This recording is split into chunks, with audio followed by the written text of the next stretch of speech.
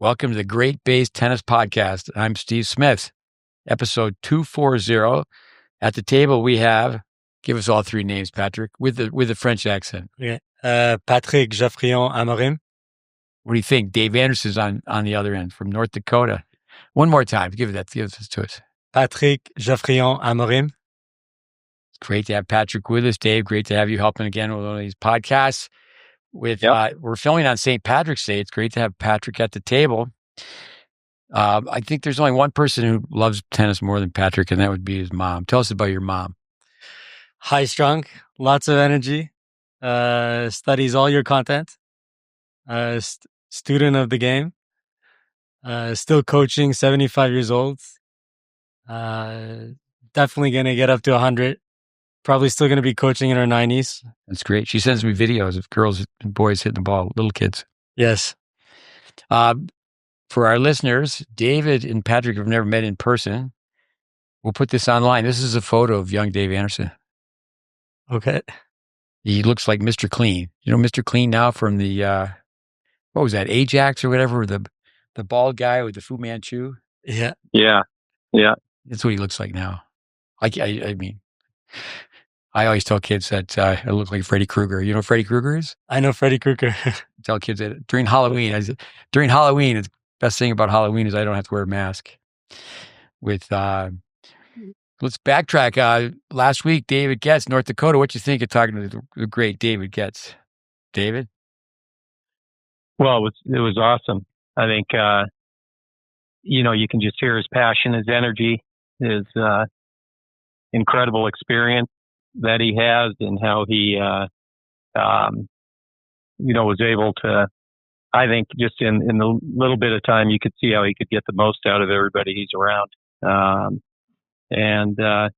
think his story is incredible in that, I thought I had it rough in Minot. He was in Grand Forks a few hours away, and I thought he had the bigger city, but I think we had indoor courts, in my period, and he didn't for quite some time. So the guy was playing tennis, at best 5 months out of the year on a court. Yeah. That's the weather up there. And he still became a very competent player. Yeah, it was really, really fun to hear him. So humble. He flipped his script last week and he wanted to ask us questions. We got a few questions in. We have to get him back on. But the story, he played Brad Gilbert and Gilbert accused him of cheating. And Gilbert, Coach Getz hits, this is in, I believe, junior tennis. I think I'm on with St. Louis junior tennis. Have to get our fact checker on that. But so anyway, Getz hits a ball, goes right smack in the middle of the court. Gilbert calls it out and goes to get an umpire. I always tell kids don't do that, but a lot of people do that. So you feel like you've been cheated, you cheat back. Because if you've been cheated and you go get the umpire, you come back, you've lost the point. But going random here, I'll put this photo up on Facebook of the young Dave Anderson, just to let you know what tennis teaching he's done to him. He looks a little older now. He's got a nice head of hair there. Braden used to say that he started coaching juniors. He was 6'3" and thin. They kind of wore him down. Yeah. They kind of wore him down a little bit. With I don't know what photo you're putting up, but I'm curious. You look a little younger, Anderson. Tennis has kind of taken its toll. Has it been tennis parents or tennis juniors that have aged you? I think it's. I always, tell people on my team of coaches. I said, listen, I have absolutely no problem with the kids. I only have problems with my staff and my parents. And, the kids, I feel like they can be molded. And I jokingly say that to the staff, but, it is interesting. I do think that there's no doubt about it that if that three-legged stool I always talk about isn't balanced, it's just messy and very, very messy. And I think what we're going to talk about tonight is critical because people got to understand what the process involves. Yeah, a lot of people have asked us to review the beginning podcast 240. We're working towards 20 more, and we'll be doing this for 5 years. The next 5 years, we'll hopefully be above the amateur level. But to go back and talk about practice. But let's go back to St. Patrick's Day. You wearing green, Anderson?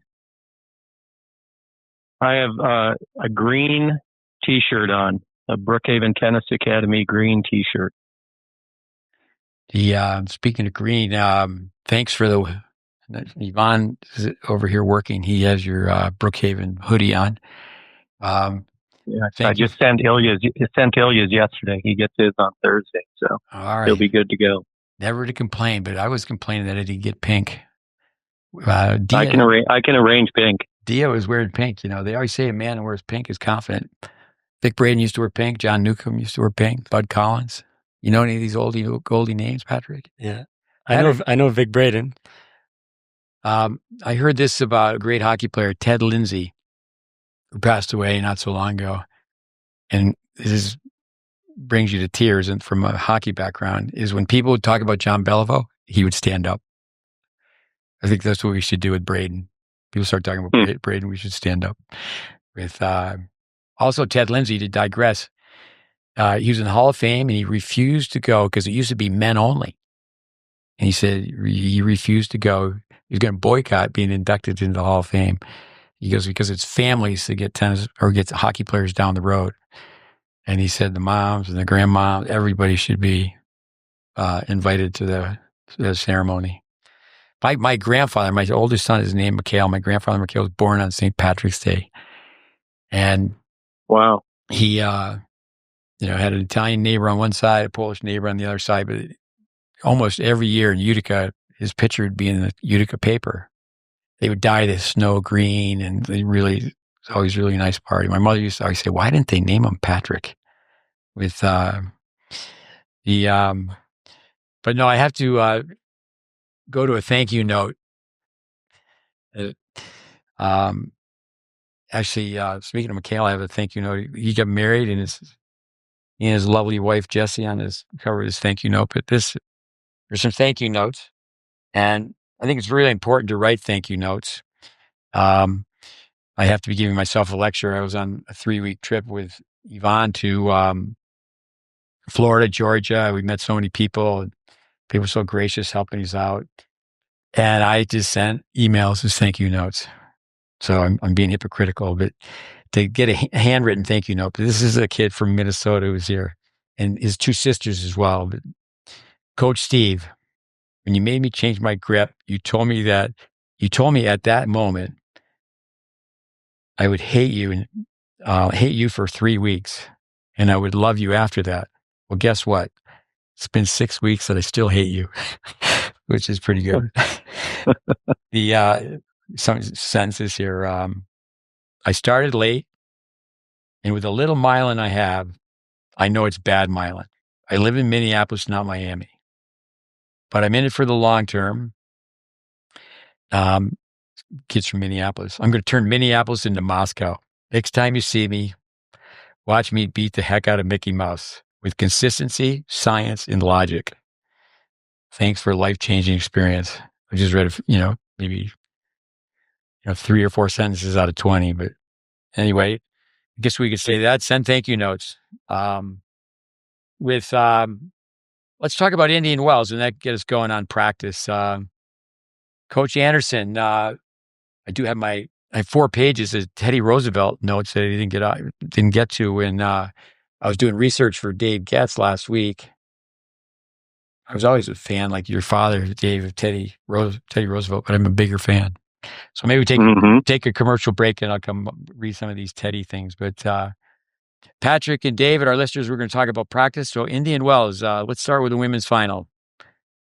Why don't you go first, Patrick? What do you think? I was really impressed with the youngster, Mira and Andreeva. I thought on Sabalenka's end, she's just taking too much risk from the red zone, just trying to go power. Needs to play more combos moving forward.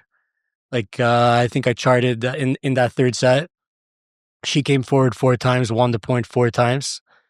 And even the youngster in her speech, in her championship speech, she was just running like a rabbit side to side, getting balls in. And you've mentioned it a couple of times today as well, Coach Steve, but she was doing that because Sabalenka was not taking those balls out of the air. Sabalenka was running around her backhand to just smack a forehand. So I think that's my first note on Sabalenka. I think both of them need to make more returns. I was listening to one of your podcasts with Matt Clore, and they were saying how Sinner made 82% of first serve returns in the final against Zverev. So just the value of just getting the point started. And I thought both girls yesterday, Sabalenka missed a few more returns than Andreeva, but both of them missed quite a few returns. I'm talking more the third set. I was watching more of the third set. Both of them could work on their serves as well. But definitely the youngster has much more potential, much more game than Sabalenka. So I'm excited to see where her career goes from here. No, thanks. Go ahead, David. Women's final. Yeah, I think Patrick said it well. I mean, it's a pretty common theme out there, even on the men's side. And, somebody will get away with something until somebody comes along and consistently shows them they're not going to be able to get away with it. And so I think if you're in Sabalenka's camp, I mean, it comes down to her willingness, really. Because, I've seen her around the net, and she could be effective, especially coming in behind some of her stuff that she gets in the middle of the court, some of the things she opens up from the back of the court. But it'll be a willingness to, and that's why I have a lot of respect. I think Roger, Rafa, and Novak, I think they each realized that somebody was pushing them to another level and that they were going to have to make adaptation in their game. And they were more than willing to continue to grow their game to do it. I haven't seen it as much, out of, say, Iga, Sabalenka. I know that, everybody made a big deal out of Sabalenka on the serve, modifying it and that. But I just haven't seen the same kind of willingness to make those adjustments. Andreeva's certainly improved. I watched Kruger, at court level, take her apart at the U.S. Open. She's hitting the serve bigger for sure than she was then, but I think she still has holes in. I think that particular match I watched, Ashlyn, she was very committed. It was probably the best match I've seen her play. She just anything in the yellow zone was gone, and she was coming. Where I think her ability to run. I mean, Andreeva's young. She's got a great mind. Loves to compete. Yeah, it'll be interesting to see where her game goes for the future, but it's certainly already at a very, very high level. No, thanks. With so many comments, a group of us were watching the finals. So many things. With Serena, I used to say that at one point, the only person that could beat Serena was Serena. And Sabalenka will get really emotional, but I think that, she's controlling herself more. I mean, she's 26 years old. I think it was really interesting where she said that Andreeva had such a good team behind her now, and she didn't have that at that age. So much I think you can learn from the interviews. I thought when Andreeva mentioned she was hitting bullets, and she said, I just had to push it, but I just kept fighting. Young girl here from Canada is injured. This side story to digress. I mean, she's improved her game enough where now she's only 15. She's injured at the moment, but she's here to just help with the group and coach. And I had her charting how many slice forehands that Andreeva hit and how many topspin forehands Andreeva hit. It was 23 to 42 is what she had. I'm not sure if it was through the whole match, but very, very close. And as far as the ratio from what the commentator had mentioned, Davenport. But when she did have to slice off the forehand side, and it's good that her grip's not so extreme that she does have that option, but she's floating the ball. And there was so many times where Sabalenka could have come in, taken the ball out of the air. Typically, people get closer than that with a conventional approach volley. but even to come in and take a swing volley because of her ready position, her grip on the forehand side. But she didn't do that.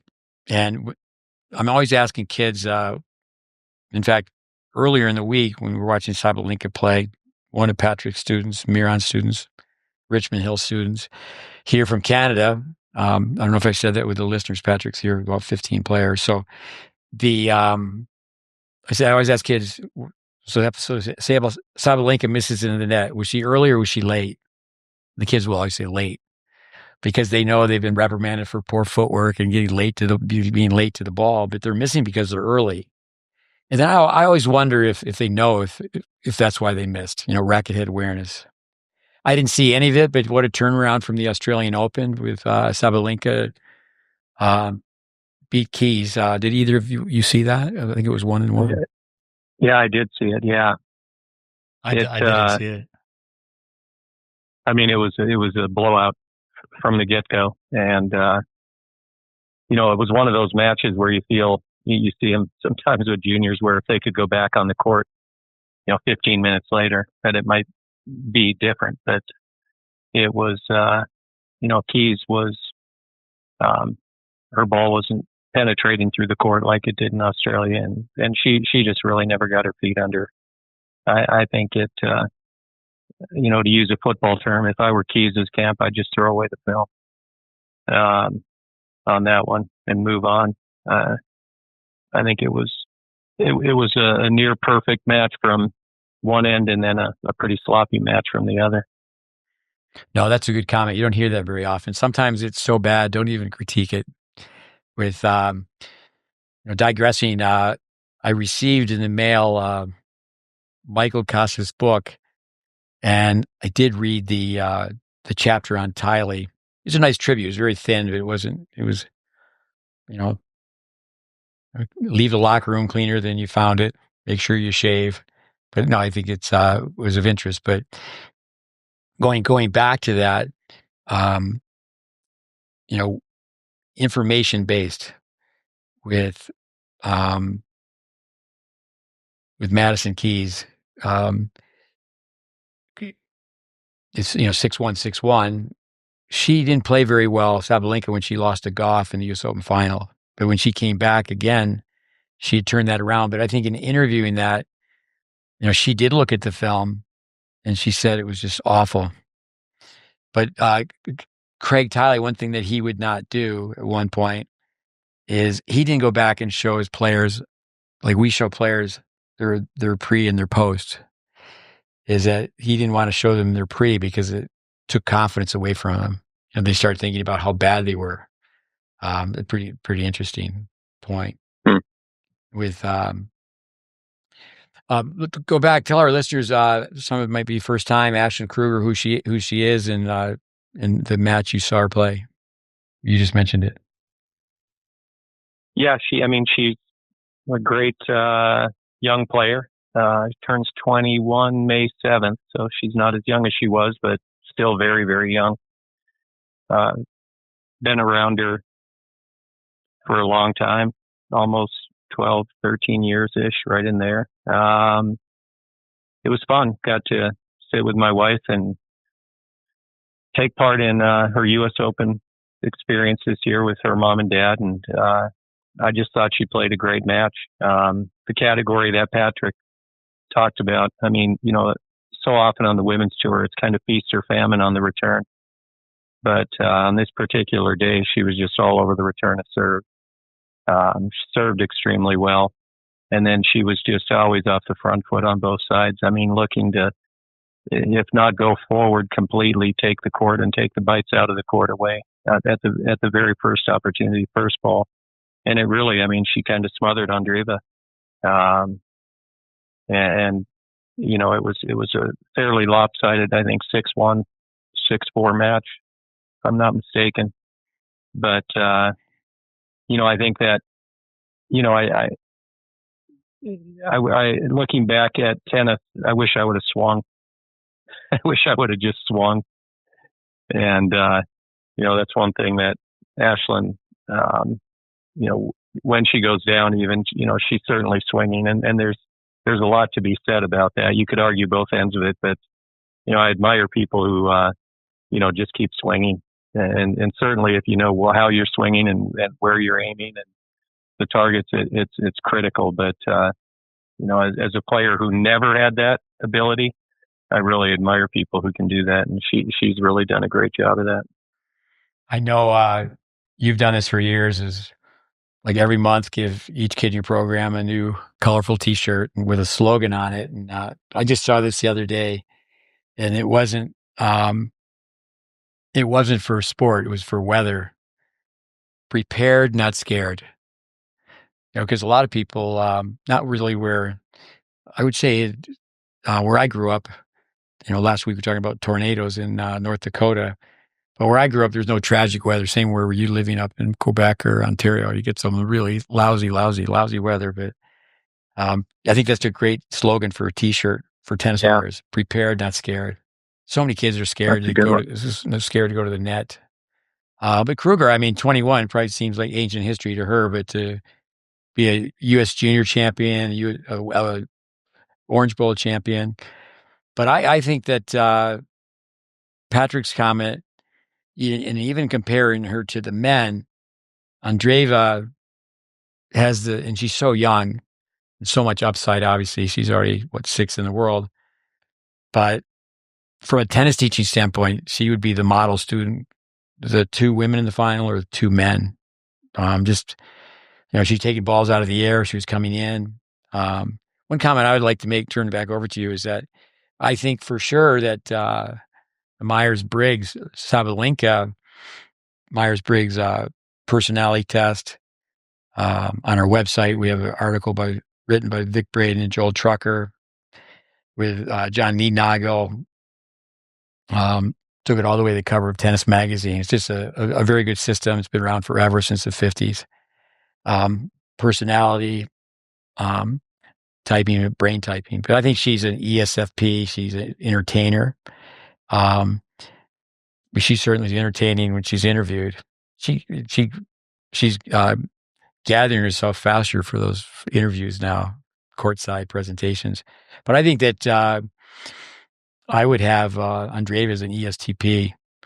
I remember the first time I saw her interviewed, just no stage fright. Yeah. Go ahead, David, your comment. No, I yeah, definitely. Katie, our daughter's a ESF, and very similar on Sabalenka. I would say, she lights up the room, or she's thunder. And but yeah, I remember thinking that exact thing with Andreeva's first interview. I thought, wow, this kid's made for TV. She was just flowing up there, composed and looking like she was exactly where she's supposed to be. I remember listening to Milos Raonic. He won, I think it was San Jose. It was San Jose. I think it was his first big win. And they handed him the microphone, and it was like, whoa. Because a lot of times, again, people, it's certainly a bonus. It's like the player from Argentina, I believe, Juan Martin del Potro. Help me out with that. Juan Martin. Yeah. Yeah, so he's walking up to get the trophy, and he goes, now for the worst part. He's just not that confident with the microphone. Some of those the guys and gals are interviewed so much, they all become very good speakers. But this was, she's 15, 16 years old. First time you're being interviewed. It's like, wow. What other comments on that match? It was fun. Good for tennis. I think that everybody was wondering if Andreeva was going to be able to validate her semifinal win, and I think she put a stamp on it. Yeah. And I like one more thing as well. I like the way she thanked herself at the end of the match. In the speech, she said, thank you to me. It just shows the inner belief system. Yeah. I read an article. This is back-to-back 1000s that she's won. And And I don't know if it was just the second time that she said that, but I read an article on the first time. I'd like to thank all the people that send me all these texts or emails with all these. I'm telling Yvonne we need to have a newsletter and just call it Odds and Ends. But people send me all sorts of things to read and look at. But yeah, so when she did that during an interview, I was sent an article, and yeah, I mean, I think that when someone becomes a player, you have to congratulate the player first and the parent second. With Kruger going forward, though, I mean, do you think? I don't mean going forward to the net. We're always talking about that with all players, but going forward with her career, what type of confidence having a win over Andreeva do you think that gives her?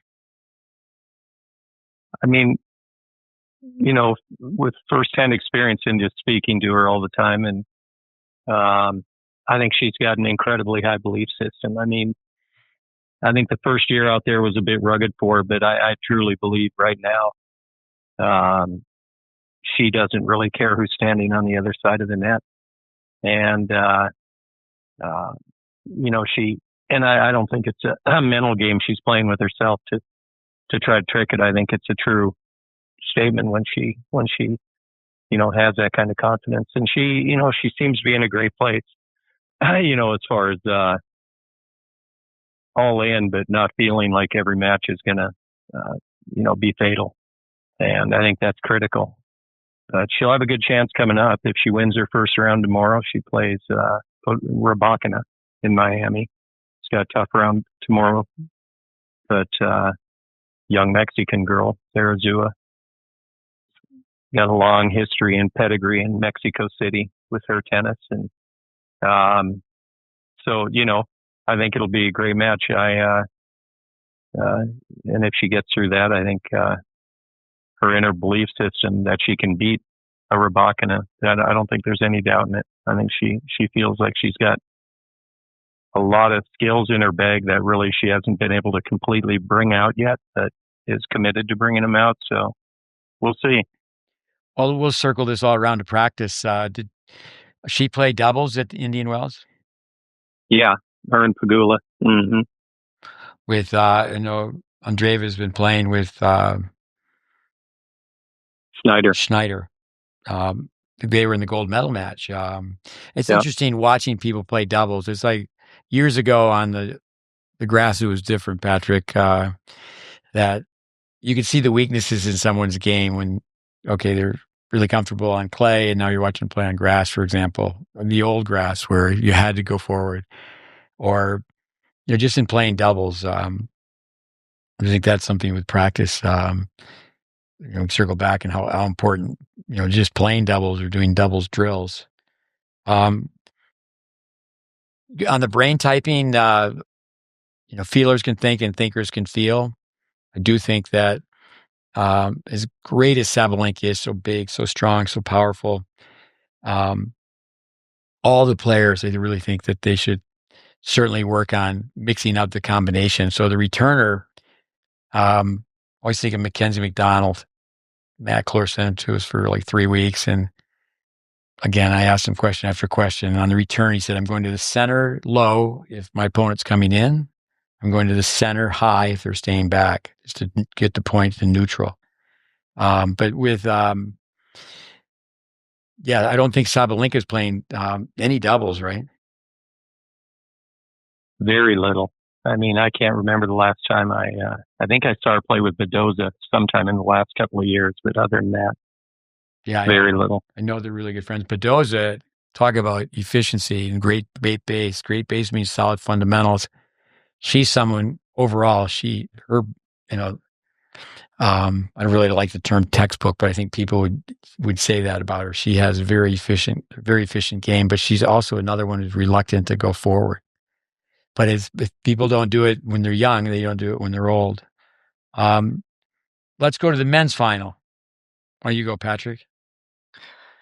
So as far as the men's final goes, I think the first thing that makes me a little bit sad is with Jack Draper's serve when he's up 40-love, 40-15 green light points, and he's not serving and volleying. I mean, that serve is just going to set him up for slam dunks over the net. So he doesn't even have to have the cleanest volleys in the book. But it's just to have that pattern in mind, especially on green light points. Like, I would have liked him in that last game of the match at 6-2, 5-2, serving 40-love, just serving volley. And he actually went to 40-30, I think, that game. So that's my first comment. I think both guys can go so much further if they made a couple changes in their game. There's definitely things that can be polished up, worked on. Steve, you mentioned Tim Henman was watching Jack Draper. Tim Henman was one of my favorite players back in the day. I used to love watching Rafter, Henman, Sampras, Ivan Ishevik, all these guys. So I think if Tim Henman just teaches Draper how to volley the way he did right away, that would be a huge bonus to Draper's game. And you add that to his physicality, his competitiveness, can have a really, really bright future. For me personally, the forehand as well with Draper, I think it's a little complicated, pretty inverted. Takes a little bit more time on the setup. So if he just simplifies it a little bit, he does it on the return of serve. I was watching video of him. The return of serve is pretty simple, but he basically has two forehands.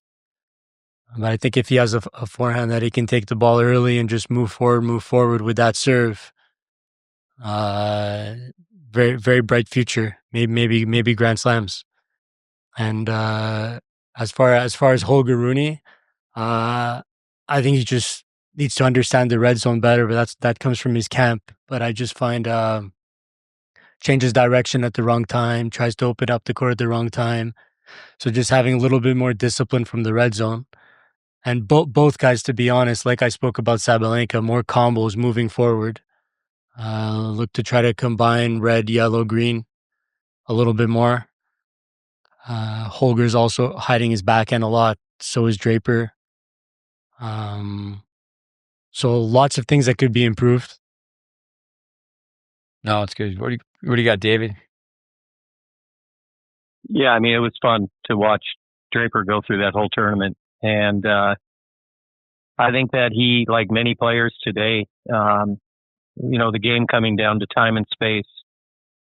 And he many times opted to, rather than eliminate the space for the opponent by maybe getting the ball out of the air and pushing forward and taking court, he opted to let the ball bounce and then took time away with a 90-mile-an-hour forehand instead to a more difficult target.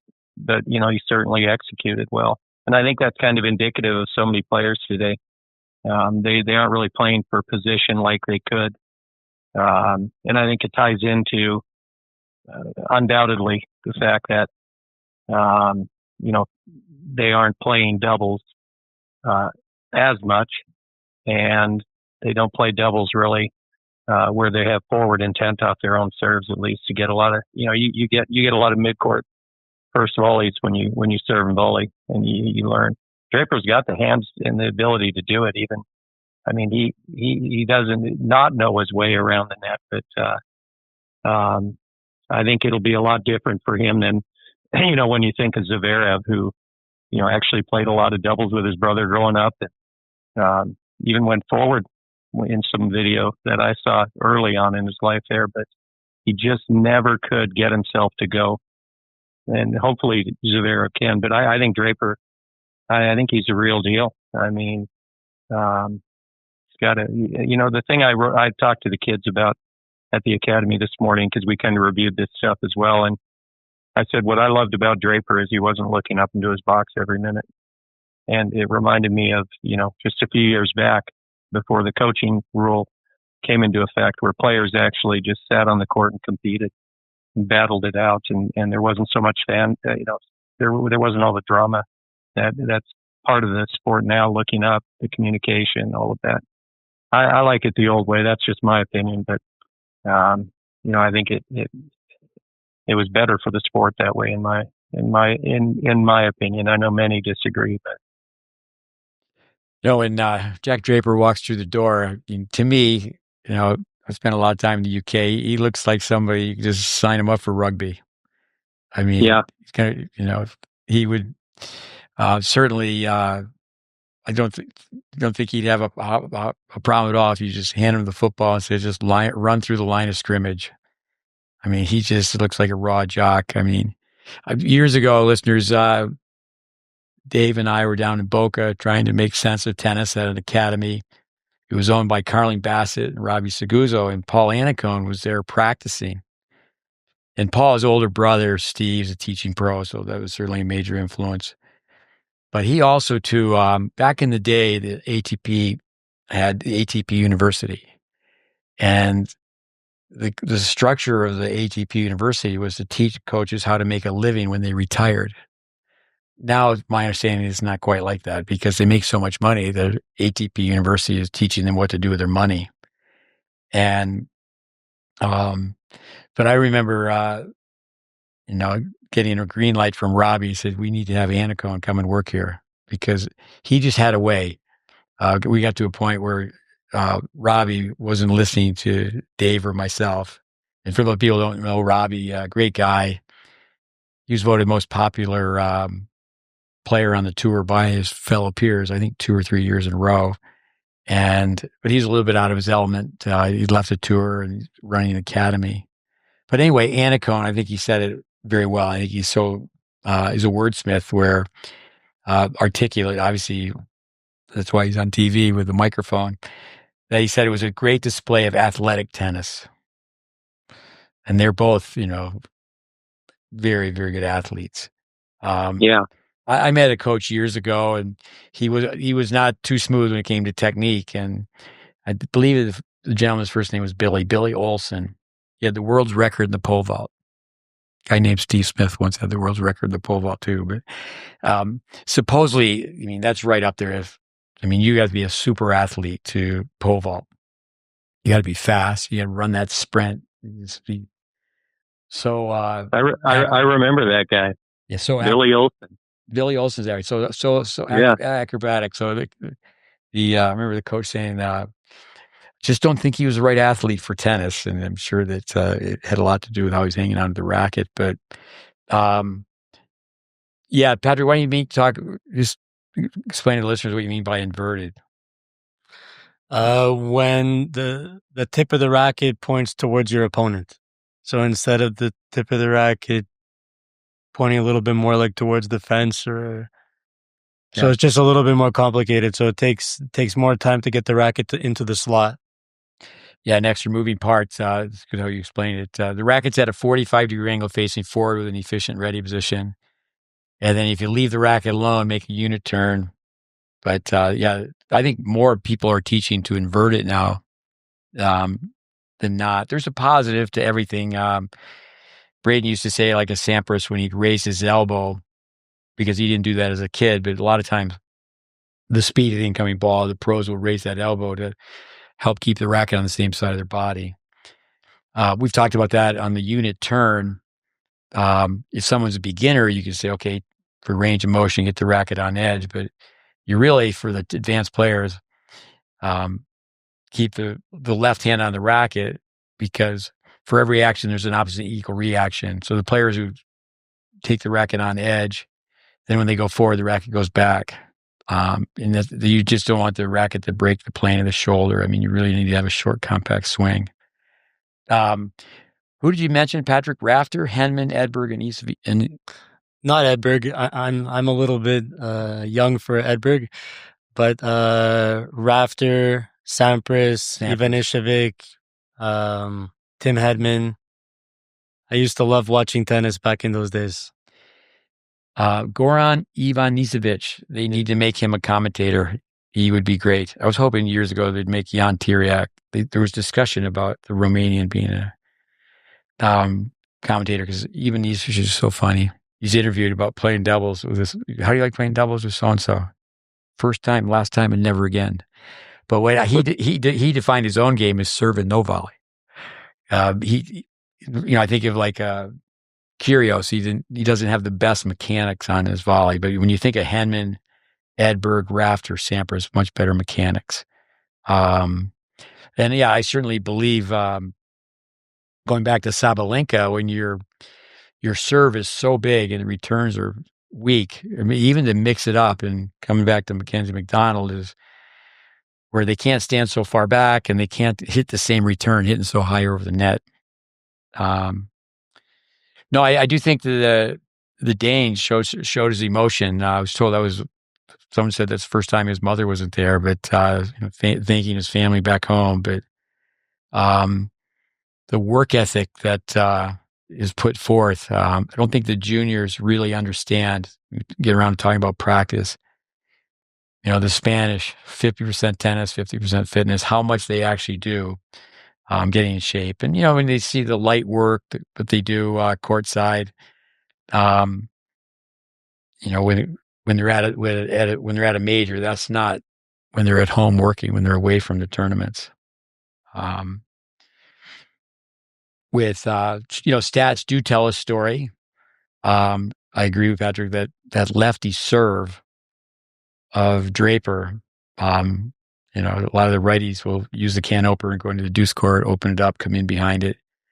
We did talk about Djokovic. I think it was 18 out of 19 times he did that in the major against Medvedev. But off to Miami. Anything else on those finals?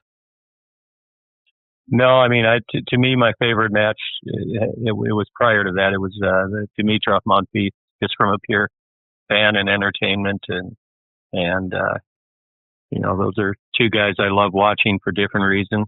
And but I thought that match was the highlight of the tournament for me. Monfils, his story. There's another gentleman that was brought into France. It's kind of like the Yannick Noah story, where Arthur Ashe saw him in the Cameroon. And so my son Connor and I were at Patrick Mortagolo's academy when it was in Paris, outside of Paris. And Connor became big buddies with this guy. He was he was a little bit bigger than Monfils, but he came in at the same time. He had to stop tennis. His elbow, he had such bad problems with his elbow, but he had such poor technique. But no, 38 years old, Monfils, he's great for the game too. Just a sense of enjoyment. That's where I think prepared, not scared. I mean, kids. Patrick again has some players here, and one of the kids I just told him, I said, you look up tight. You Google the word tight, and you're going to find your photo. He's got high energy. He's pumped, but we've got to get this guy to be relaxed when he competes. But it is in this country anyway. It's like the 5th Grand Slam. I mean, it's a lot of fun tennis to watch. Like always, though, they don't really cover too much doubles. They have a college event on site. They have a junior event on site. But let's go to practice. The 3 secrets of practice. Secret number 1: practice, practice, practice. And it's really not a secret, no matter what it is. Say if someone wants to be a really good piano player, they want to really sing well. They just have to be a practice animal. But let's go to Dave Anderson. Why don't you start us off on practice? We actually stay a little bit, when we get back to situational practice, we could circle back and talk about these matches. What type of drills that people do. But go ahead. How you want to start us off, Dave? Well, one thing that always comes to mind with practice is people want to practice what they're good at. And, you see people tend to gravitate towards practices that they're good at. I think that in our world that we're in, I think that, I always think of the great movie Hoosiers, and when Gene Hackman, the coach, comes in and said these practices are designed for your improvement, not your enjoyment. And there's a lot of confusion in the world today with that. And, you know, I think that the enjoyment, it really, and as you know, everything is stage development where you're at. You know, I watch my 7-year-old go through his workouts, and it's different than Mason Bond. But when you get up to a particular level and you have goals, and you put those goals down on paper, I think that you have to make sure that your week matches your goals. And I would safely say that a majority of the players' weeks don't match their goals, sometimes because of their own doing, excuse me, and sometimes because the environment maybe isn't conducive to it. But, I mean, you got to love to practice. And we have to be clever as coaches on creation of, you know, practices so that every type of person is getting their needs met. I mean, it's pretty complex, really, when you think about it. And the number of people we have and the types of things that we're trying to help people with, and you know, to individualize it inside of group settings and the specificity, all of that. I think you know, coaching is very overrated and underrated. I think this is one of the cases where it's very underrated. Today in practice, being St. Patty's Day, not in the morning session, but in the second session, we played the entire time. We played Irish songs. With it's interesting. You know, certainly you can do this where the coach can choose the music on one day, and gotta be a little careful with the rap and the F words and such. You can have the players choose the music.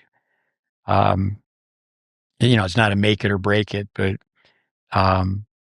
anyway, solo practice. I'm always saying, okay, I know listeners, Dave runs a great program in Dallas, and Patrick up in Toronto with Miron Mann. They run a great program, but I'm always saying it's program plus. You know, that's solo practice. What do you do on your own? Patrick, why don't you talk a little bit about at-home practice? Yeah, there's a lot you can do at home. If you follow Steve's content, it's amazing content for parents, players, coaches. GreatBase.com. One of the models, one of the courses is called Practice at Home, and Steve is on that video, or is in all those videos with Victor Lilov, who I think is 12 in those videos. I think Steve mixes it and shows him at 9 years old and 12 years old. And for those who don't know Victor Lilov, he went on to win the junior. You'll correct me, Steve, if I'm wrong, but went on to win the Junior Orange Bowl that year at 12, when he was 12 years old, and he was ranked number 1 in the U.S. 12 and under. And I think he even went on at 17 to make finals of Junior Wimbledon. But yeah, on that practice at home model, you'll see so many different ways you can be creative and practice at home. Shadow swinging a sock, hitting off a cone, driveway workouts, dynamic shadow swinging. You can work your footwork. There's so much that you can do at home. There's so many ways to be creative without actually needing to be on a court or at a club. I mean, every kid to me should have a setup in their basement with a mirror, the eye coach, the cone, the string on the roof to work your serve, to work your power lines. So there's a lot of different ways to get your reps in, to get your slow reps in. Yeah, I took Victor Lilov to Dave's place. He played Ashford Kruger, who was 7'6", and I remember, yeah, he said they were both so young, maybe 11, and remember Dave talking to him, which I thought was so powerful. And he said the only place you won was on the scoreboard because, you know, the body language at that time. But, you know, it's all documented. Yeah, he hit the ball well. I think it's age 8 to 13, in that range. But he won the La Petite, and then after that, you know, he hasn't been in our circle. Although his parents signed really with a, you know, top 5 name of an agency. It's run by a Bulgarian based out of Paris. And they did hire J.B. Brown. You remember that name, Dave? Yep, I do. And he was part of the program that Dave and I were part of for a very, very short time, for one semester. He did stay, and he was part of the team as a manager. And how close JB was to getting them to stay the course. But yeah, I think we always say Kobe Bryant, and that's one thing about basketball players, even the pub goers that are really good at shuffleboard or all the barroom games. I mean, when people are throwing darts, they have a target. I do think that people really grow away from that. Can they hit targets, and do they practice with targets? Again, all these different sports, football where they have a walkthrough. We have kids take 3 balls and do a walkthrough. Can they drop hit a forehand cross court, walk forward, hit an approach shot down the line, come in? I mean, a self-fed volley, and have these big targets and play the percentages. But the solo practices, people need to record it. And I'm just amazed. I've been really a supplemental coach for years now, where people will send people to me, and you talk about running a squad and running a program where you have the same people day in and day out. But people get on an airplane, they rent a car, they check into a hotel, and they're back for the second time, third time. And have you put mirrors up yet? No. And when you tell people solo practice, to get in front of a mirror, there's only so many out of body experiences. And, so when kids are, like, say, in a driveway, just having a shoot around, they're chirping and have a little fun, shooting baskets. They've got a target, and they know whether that ball goes in or not. Tennis kids, it's just amazing that it really have so little understanding of the court. But solo practice, then from there, it needs to be recorded. You could film yourself. We tell parents, why don't you get a tripod and the camera and just film yourself going through the 48-second drill. Actually, our listeners, Dave mentioned Mason Vaughn, who's an improving tennis player, great tennis family. His father Holt, he said that he had a great idea that we should get everybody, when they travel on vacation, no matter where they are, it's just they do the 48-second drill, and then they send it to mission control, and we share it with the world. But I think that people get to the point where they're too cool for school, and that pie graph, granted that you grow away from having your practice be overloaded with technique, but you never ever eliminate slow technical work from your practice. Go ahead, Dave. Yeah, I think you hit the nail on the head with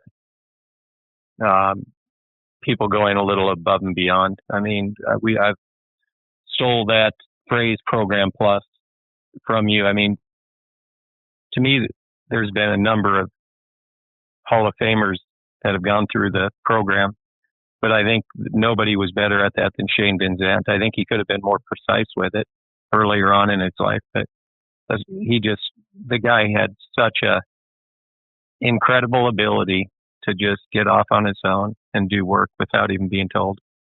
But I think it was because his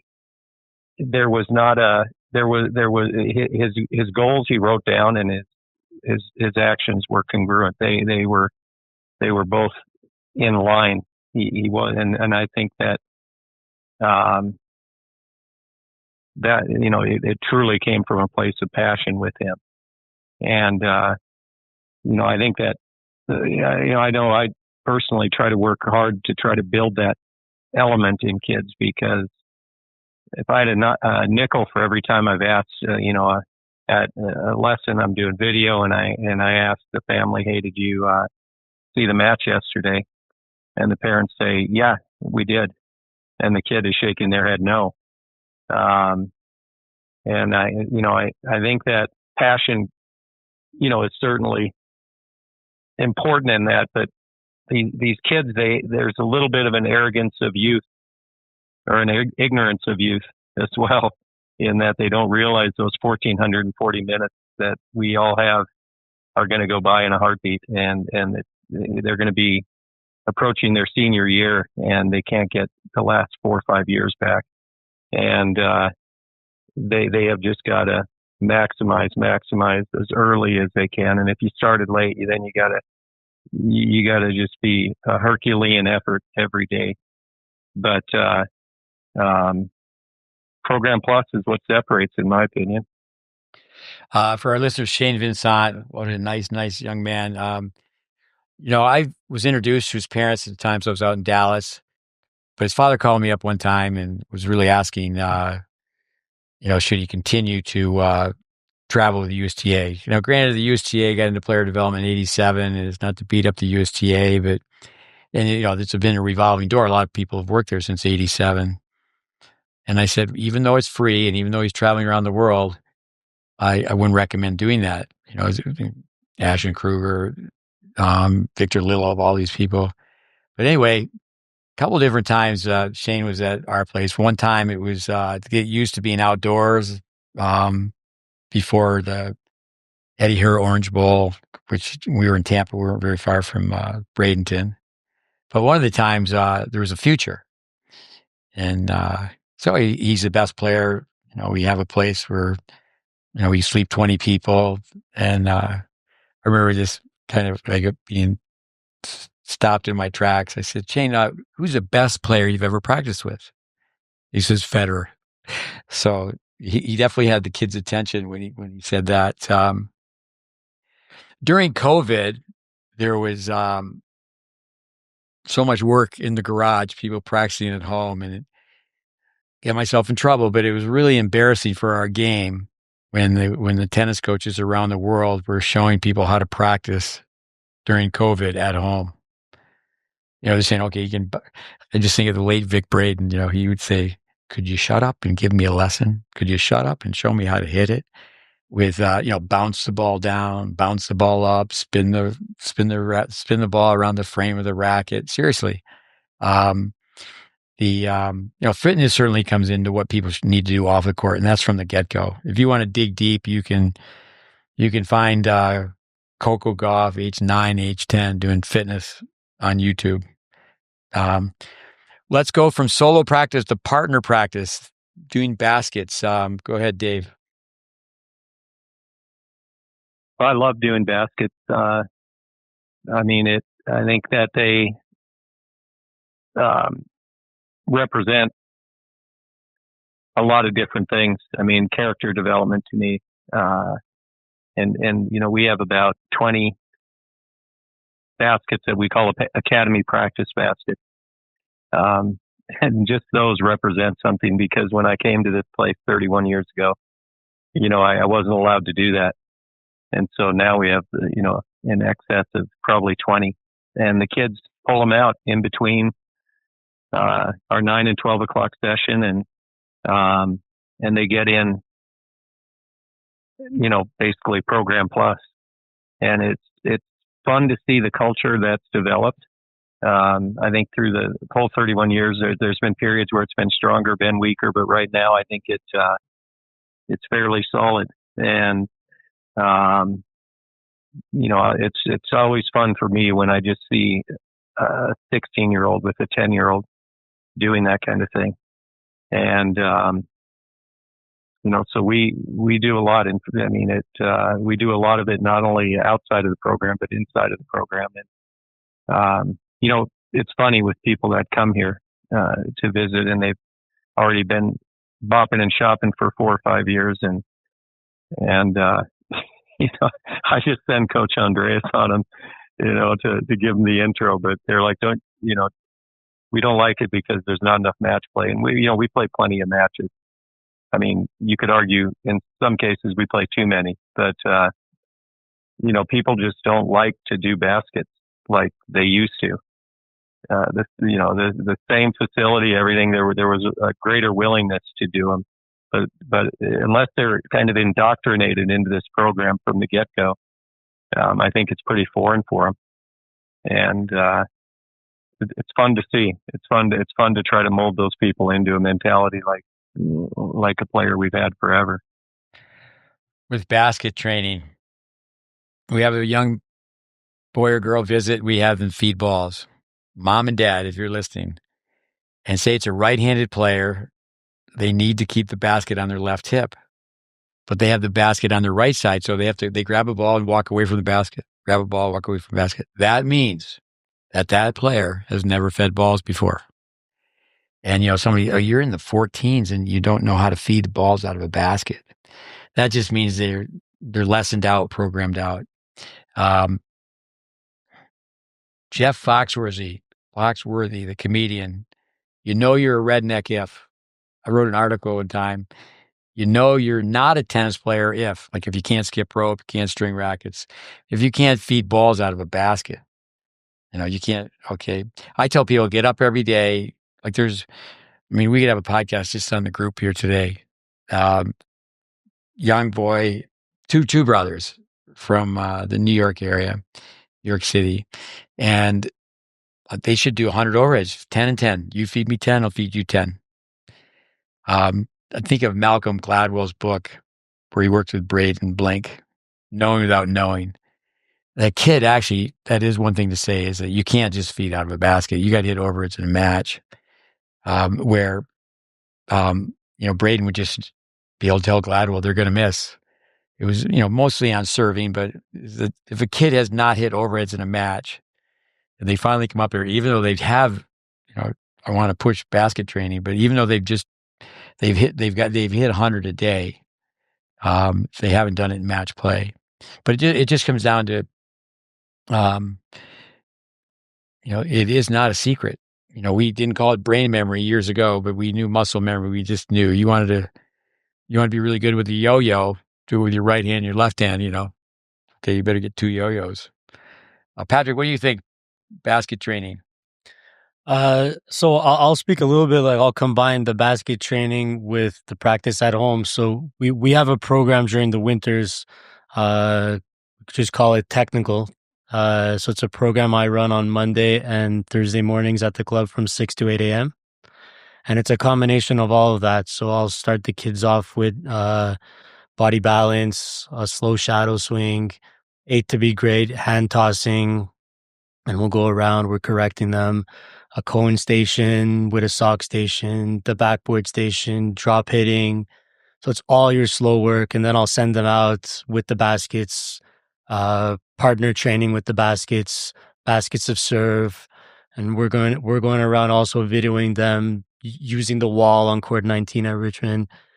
So for me, that program twice a week kind of combines everything, kind of facilitates it for these players and parents. Plus they get a coach, they get some coaches there who can help them out as well. It's pretty cheap as well. I think we made it like a $20 drop-in fee. So for 2 hours. And for me, a program like that is, the technical is just a bonus. It's the tenacity, the work ethic, the discipline to get up early, to come get two hours of good solid reps, good solid practice before school, head to school. For the older guys, self-management, they got to manage their schoolwork, going to bed at a good time, at a reasonable hour. So to me, that program in the winters kind of combines a lot of different elements. To me, if a player in our academy is not able to show up at least once a week to the program, they either have a lack of self-management, lack of discipline, or the parent is making some excuse for them. They need their sleep. They need to do this. They need to do that. It's too early for me to wake up. So right now our attendance for that is about anywhere from 15 to 20 players per week. And I would say it's for all players 9 years old to college. So we'd like to get those numbers up a little bit. And also for us in the winter with our format, it's a little challenging to get in like the slower work with the older guys. We'll do it sometimes, but with the tournament schedules and this and that, like Dave was saying, it's there's a lot of creation, complexity, individualization that goes into the planning of the group. So you got to combine the technical work, the physicality, the tactical work, the mental work, all in a 2 hour window. as opposed to our summer camp where we get the kids from 7 a.m. till 3 p.m, and we can have our classroom sessions, educate them, give them some knowledge, do the slow work. Metronome work is something we'd like to do this summer. Yeah. No, it's a great answer. Before we came on air, Dave Anderson and I, we agreed to do the second half of this in French, just to prove to our listeners that Dave and I are fluent in both languages. It's just amazing how well you speak English. I know the month of May, I'm going to be on 3 different college campuses, and it's different. Like, say, Patrick is in, certainly he's in Toronto now, but he's spent so many years in Montreal, where the weather's not as good as, say, it is where David is in Dallas. But on a college campus, if you could have one free court, if you have an extra court, a lot of facilities do. I mean, a lot of big-time college campuses, the tennis complex looks like an Olympic Village or part of an Olympic Village. But have the cones set up, percentage post, center mark, the two cones in the service box we call the treasure, draw an X in the service box. How do you see the court, those 5 targets? And then actually had to, go do what we call the tiebreaker test. Can you hit the targets? We need to get Dave Jordan on our podcast, loves tennis. He has a teaching aid called the Tennis Boomer, talking ball machine, has a computer, has a video. His career has been in robotics. So 2 different times we've had a tennis boomer, and it's just set up and it's programmed to do the tiebreaker test. It's also programmed to trash talk you as well. That'd be good for Anderson. He's a good trash talker, Patrick. But, yeah, that's an amazing machine. He came here. I think you were here then, Steve. Yeah, maybe you weren't. He brought it for a demo. What a machine! Especially if you could do it indoors, because if you, like up here with the clay, not so good. Filming onto the clay, it's like filming onto a black sheet of paper. And then also we have so many trees up here. It's like teaching in a forest. Our listeners, if this is the first time you're listening, we're based up in the mountains in Virginia, Wintergreen, Virginia. And but I also think too, coming back to what Patrick said early in the morning, Dave would remember this, is for player development, we had a 15-passenger van, and we would pick the players up. You can't do that in a big city. Dallas and Toronto, whoa. So I do understand the parents with, and you both have large programs. David's is even larger than yours, Patrick. But yeah, for the parents to get from point A to point B, I think people know it. It's not too great a burden to have a house guest, especially if they don't stay too long. But what's tough is, say it comes around to Monday morning, if you have to transport the house guest to where they have to go, then that becomes a problem. Having someone just, crash in a spare bedroom, extra bed, but when you have to take someone from A to B, but the parents, they need to find a way. And I do think the parents listening need to know that so many kids, they get out of extra practice. They'll tell their parents that they have too much homework.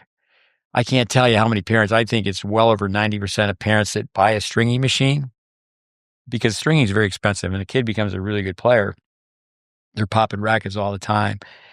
But I'd say 90% of the parents that buy stringing machines, they end up stringing the rackets because the kid plays the homework card. And granted, academics needs to be number one. But anytime you start talking about practice, you have to talk about time. With, having, I think what Dave said earlier is older players, he loves it when older players are feeding balls to younger players and vice versa.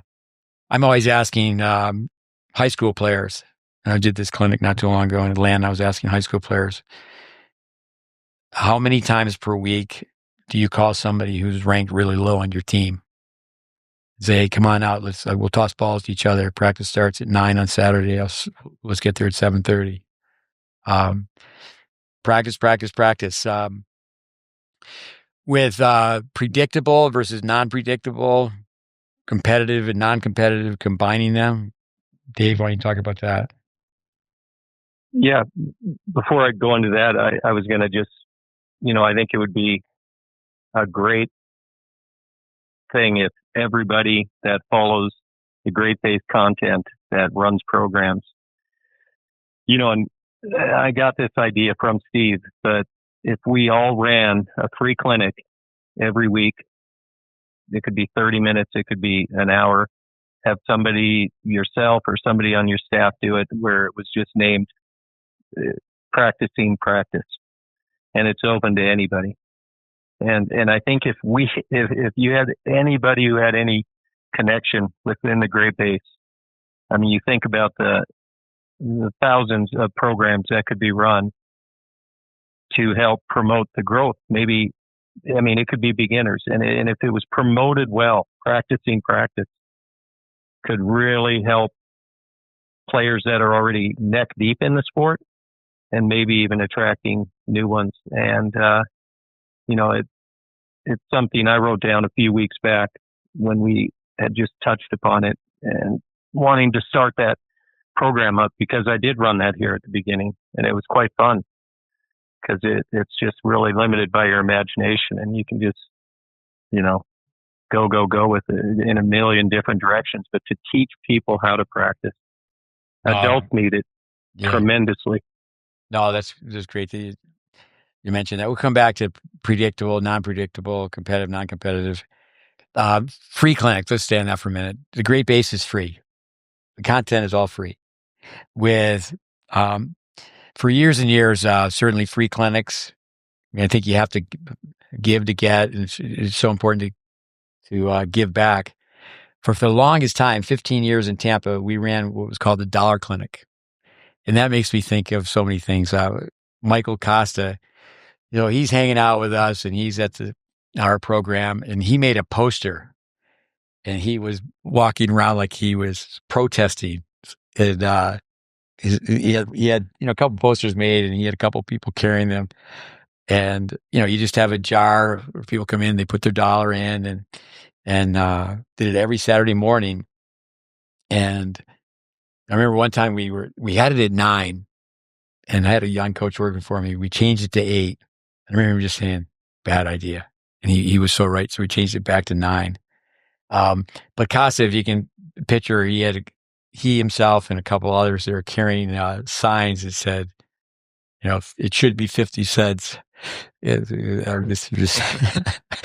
remember that. But actually, Roberto Callo was with us for a long time, a Peruvian. Raven Clausen was in the Wimbledon final. It was very moving to me. And he goes, he ran the Dollar Clinic. And it was such great experience for him to be in front of a group and speak, and every level. If just 1 hour free clinic, every hour, everybody can practice. If you have the best player, come in, and they're drop hitting balls, and they're doing what they need to do. It works like a charm. I one time it was a fundraiser. And, there was 40 people there, but it was indoors. We had a big TV. And I said, all right, we're going to get everybody to hit a backhand like Roger Federer. And we filmed it. And some people, seriously, they'd never played tennis before. But we have a ball sitting on a tee. And they just had to stay sideways. Hand-to-hand forms a line. ATA, air the armpit. Arm goes up like a hood of a car. But the thing is we had all these kids that could walk around and they could teach. And it's just, you turn the tables. It was great. Kids were teaching adults, and certainly that's what we need to do. Yvonne and I have been really a 2-man band. We have a lot of people visit, which is great, but there's so many things that we need to get out to Joe Public to try to help tennis. That's what these podcasts are all about. But to me, and I guess we could start with this, Dave, instead. Why don't you just tell us what people mean by live ball and dead ball feeding? Yeah, I mean, dead ball. I think when I think of dead ball, I think of hand-fed balls, or I think of a feed coming off a racket from a coach, or somebody feeding the ball off the racket. That's what I always refer to as dead ball, and live ball being exactly as it sounds, where the ball is, going back and forth, and people are trying to keep a tennis ball going. And some people word that differently, I know, but that's always how I've kind of defined it. How about you, Patrick? Dead ball, live ball? I would add to dead ball. Dead ball could be drop hitting. Dead ball could be even shadow swinging. Any slower work, I would consider it as dead ball. Any live ball is anything cooperative. Any live ball could be match play, situational practice. Hitting on the wall to me would be live ball as well. Yeah. I think you have to be very careful, especially when people are making changes in a game. A dead ball is predictable. The ball's going to be tossed right to you. And it's not going back and forth. The live ball, once you've put people on both sides of the net, you have to be very, very skilled to have it be progressive. And you need to try to do that right away. Here's a question for Dave Anderson from the past. Vic Braden comes to visit our program. I think I have the name right. Yule Brenner. He said, this is the Yule Brenner School of Tennis. Tell our listeners what that means. Well, the tennis balls were also old and bald. Yeah. Yule Brenner's a famous bald-headed guy. Yeah. There's a few of us walking around. Patrick's got good head hair. With, the balls are bad. One of Patrick's players, he said something about the balls here. It's the wrong thing to say. When kids are, granted, if you're going to play a set, I understand it. But when the kids are they're squeezing the balls, they're hitting a dropped hit ball. No one's hitting it back. And they're just trying to get the reps in, good reps. And they're going to the basket and they're squeezing the basket. Worse the ball, better the program. The worse the ball is, better the program. We train kids when the ball goes over the fence, go get it. Just go get it. It's like $1.50 now, $2 going over the fence. It's crazy how expensive it is. With, say, okay, we're going to hit cross court to cross court. We today had, younger players hitting with older players, hitting with foam balls initially. And I'm always telling players if say the older player, the more skilled player, if player on the other side misses, it's your fault. And again, another key word for practice is being creative. Coming back to the Indian Wells final, Andreeva, she was tabletopping many of those forehands, meaning that the racket was going across the tabletop. It was linear. It was an ironing board. And, you're going to have to be able to steal the ace, the jack accuracy, how you talk to a player. And it's just amazing. I'll go back to the men's match. We have two boys here that they actually, they could be a 10 on the UTR, but they're 7s. And I would say watching the men's final, going back to one of our pillars, the late Peter Burwash, he used to say when kids watch tennis on TV, because he taught tennis in many countries where the kids had not seen tennis on TV, but to see those two guys playing, and then juniors to go out and copy that. They're just so far away from that. And all these podcasts we had, David Getz last week, a veteran coach, very experienced player, is, kids are just playing way outside themselves. They just have the tennis channel, they have YouTube, and they just see how people are playing and go, that's not what you want to copy. Because they're really just misinterpreting what they want to copy. But just predictable. Let's hit cross-court forehands. Let's start off. So many ideas. Jim Lair, and level intensity. We're going to start off as a 1. And right now, we're not going to get to a 10. We're going to just, 6, 7. We use analogies. I told these two boys, one from Toronto and from New York, is, guys, if you had your driver's license, you'd back out of the driveway at 100 miles an hour. Just totally reckless. And, just to get, people to slow down, self-evaluate. Then a drill. So, David, you were on this end of it. So a peel-off drill. Yeah. So David was taking an exam and saw a couple of pieces of paper stapled together, and it's a peel-off drill, and you have to write down 50 variables. Why don't you share that idea with their listeners? Well, I mean, creativity. I think you did a lot of things like that on the exams.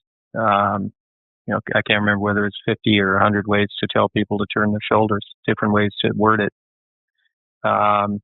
phrases. But, are you talking about variations of the peel-off volley drill? So you get one line, they're veering off to the right, to the left, and that's your creativity. And it's a dead ball feed, and then the art of feeding balls. And how many balls can they hit? Braden was always measuring how many balls are they going to hit per 45-minute session. The feeding that you use, Steve, I mean, and for those of you that haven't, had the chance to be around Steve and watch him feed that kind of drill, or, numerous drills really for that matter, any drill, the intensity that is present in any level. We mentioned Shane Benzant. I remember you feeding Shane Benzant, and you actually had Shane and I going through the 6-ball drill on court 17. And, you were feeding in a manner where Shane was getting fatigued because of the rotation you were putting on that. And the same thing with peel-off. You can make a guy like George Goldoff, you can make his legs cry if you do it the right way. The coaches have a lot to do with the intensity state of a drill, by how they set it up or how they feed it, and they can also have a lot to do with molding of the strokes by how they feed it, and I think that's where the predictability, you could say that's a predictable drill, but you could also, I mean, there's a lot of randomness and a lot of variables you can throw into certain things like that. I know the terms block training, variable, and random, or predictable and non-predictable, but any drill can be taken to that level. Simple cross-court forehands, over the weekend. This one kid he's really talented. He's 5 in the country in 12s, but, he won't move. And he hits cross courts, and then he hits cross-court forehands, but every other ball's an inside-out backhand while he recovers. And, so anytime he hit a backhand from the right side, he and his partner had to drop and do 10 push-ups. And as much as he hates to move, he hates push-ups worse. And so suddenly he's recovering back into a better area quicker. And so I think any drill, peel-off or anything, I think, again, we're only limited by our imagination, and we got to create the situation to make the results happen. Gentlemen, he's still going at it. He has a very complete website, Jorge Capistrani. I remember back in the 80s where he was the drill master. And that's one thing about YouTube. I do think that you go to conferences and people don't want to talk about strokes. People pretend, well, we all know basics, and they're very open to sharing new drills. We used to do a drill of the day. You had to create a drill. But on a peel-off, say, for example, for someone to just come in and you're moving to the net post to the right, and say if there's an odd number, next time you come up, you're going to be moving to the net post to the left. So you can hit a forehand volley, backhand volley. So then it's okay, you hit a forehand volley, but this time you're going to come up, then you say afterwards, okay, touch the net post, run backwards around the cone. And you can really add variables to it, especially if you have a lot of people in the group. But so, okay, this time you're going to come in and you're going to, this comes from Burwash, where you're going to hit 2 volleys. You're going to cup it. You got to hit it twice. You got to be careful that people don't go to a severe continental grip. But most kids can't do it because they have a death grip. They're just hanging on the racket so tight. All the different versions of mini tennis. That's one thing with the long course. We have tennis intelligence applied. I'm told certainly we have to redo that. People look at it and they see just how old the film is. They go, I don't want to watch this. It's outdated just because of the quality of the film. But at the end of a practice, people need to be able to, okay, I hit every shot. I want to come back to what you said about 3 types of practice with the Braden tape with Dr. Schmidt. But with at the end of practice, if you hit serves, you hit returns, basic shots, specialty shots, emergency shots. We break it down, and you got to just simplify. Okay, we worked on the pushing motion, which is volleys. We worked on the lifting motion, which is ground strokes. worked on the throwing motion, serves and overheads. But circle back on you know, block training. There are 3 different types of training, Dave. Yeah, I mean, I think that we're all going to, as athletes or anything we do, we're going to have an experience in every part of those. And block training, you know, being a very, if a player comes to me and you know, they're just getting set up on grips and swing paths and what have you, they have to establish some competency in that. And that's usually going to be through more static oriented things, a lot more dead ball situations. And that's going to take some time. And, but like anything, if you don't want to stay in the first grade forever, when you're ready to go on. And I think we have to be able to identify, okay, when do they move on? And, you know, you never get away from block training completely, but you know, there's a period where it's very important that we as coaches shove them out of the nets and, okay, now try to take it and crawl, walk, run, so to speak, and move into a little bit of, you know, more random training. And then, eventually from there, some variable training where if they're hitting forehands, you know, cross court to the percentage post deep and, you know, we implement different target areas and maybe get them to be able to break off a short angle forehand path, different ways to use that particular tool. But I think everything is stage development. I think we are in a world today, from my experience anyways, where there are so many kids that really truly need just some concrete 8 to 12 weeks of really good block training, but they never get it. And, you know, they're being pushed out of the nest too quickly into the others. And I think that it's really leading more to an attrition rate, especially in junior tennis. Certainly, if the kids are not completely divorcing from the sport, they're emotionally detaching from it by the time they get, you know, to 18. Actually, that's one of my favorite tapes. It's not the number one for me is Vic Braden. We can put it on Facebook. Jeff Jagfeld. I worked with Jeff. He's a staff member at a club I was directing many, many years ago. And he has a YouTube channel where he's put up all sorts of Braden tapes. And Schmidt, a professor out of UCLA, I mean, it's just on programming. But people have to realize, like golf, you know, golf scores, you know, you can't just go to the driving range and think, okay, I'm going to become a great golfer. You got to go out and play, and you got to be able to be, you know, out of the trap and sand trap, behind the trees and over the water and this and that. You can't just think, okay, I'm going to hit off a ball machine and be able to play. But the golf mentality versus the tennis mentality. I remember Yvonne say, hey, watch the golf channel. And they're just really body balance, grip, swing. It's just a totally different culture. I mean, golfers don't want to hit the ball in the water. They don't want to hit the ball in the woods. And it's amazing. Kids are in tennis so many years and they don't realize they've got bad grips. I know Patrick spends a lot of time with Richard Hernandez. We said, did ask Richard, what's the best thing that improved tennis in Canada? He said, grips. You know, it's amazing when the way, you know, kids it's like they're stuck for life when they just innocently pick up their racket. But yeah, let's spend a little more time on the 3 types of practice. Patrick, any thoughts on what we're talking about here at this point? Yeah, I think like at our club, we have a couple part-timers.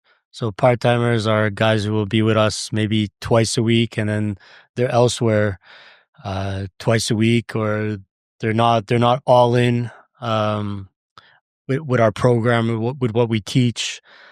I find it really tough to watch these part-timers in practice. Like, for example, if one has like a hole on the backhand side, and it's just not getting better month after month after month, Like, it's exactly what Dave just said, like, needs a good 8 to 12 weeks of really good block training, but they don't see that. They want to hit with the best players. They want to hit with the ex-pros. But there's no such thing as microwave development. If tennis was as easy as sticking a bag of popcorn in the microwave and it's ready in 2 minutes, we'd have many Sinners, many Alcarazes, many Andreevas, Sabalenkas. So that kind of pains me a little bit. But even for kids that are full-time in our program, just having a good 8 to 12 weeks of more slow work, more development work would be so beneficial. And that's why during the summer, like, we'll see kids like really improve. There's going to be like the kids who consistently come to our summer camp, like, huge difference within 3 months, within 2-3 months, just by being around us day in, day out for 8 hours. Well, I think one thing with Dave's program, your program, Patrick, is you have visual demonstrators. People show up and you got all these people who can hit the ball well, even club players. When you first said part-timers, I was thinking part-time pros. Do you have part-time pros or mostly full-time? We do, but I would say it's mostly full-time. How about you, Dave? Part-time pros or mostly full-time? Yeah, 98% full-time.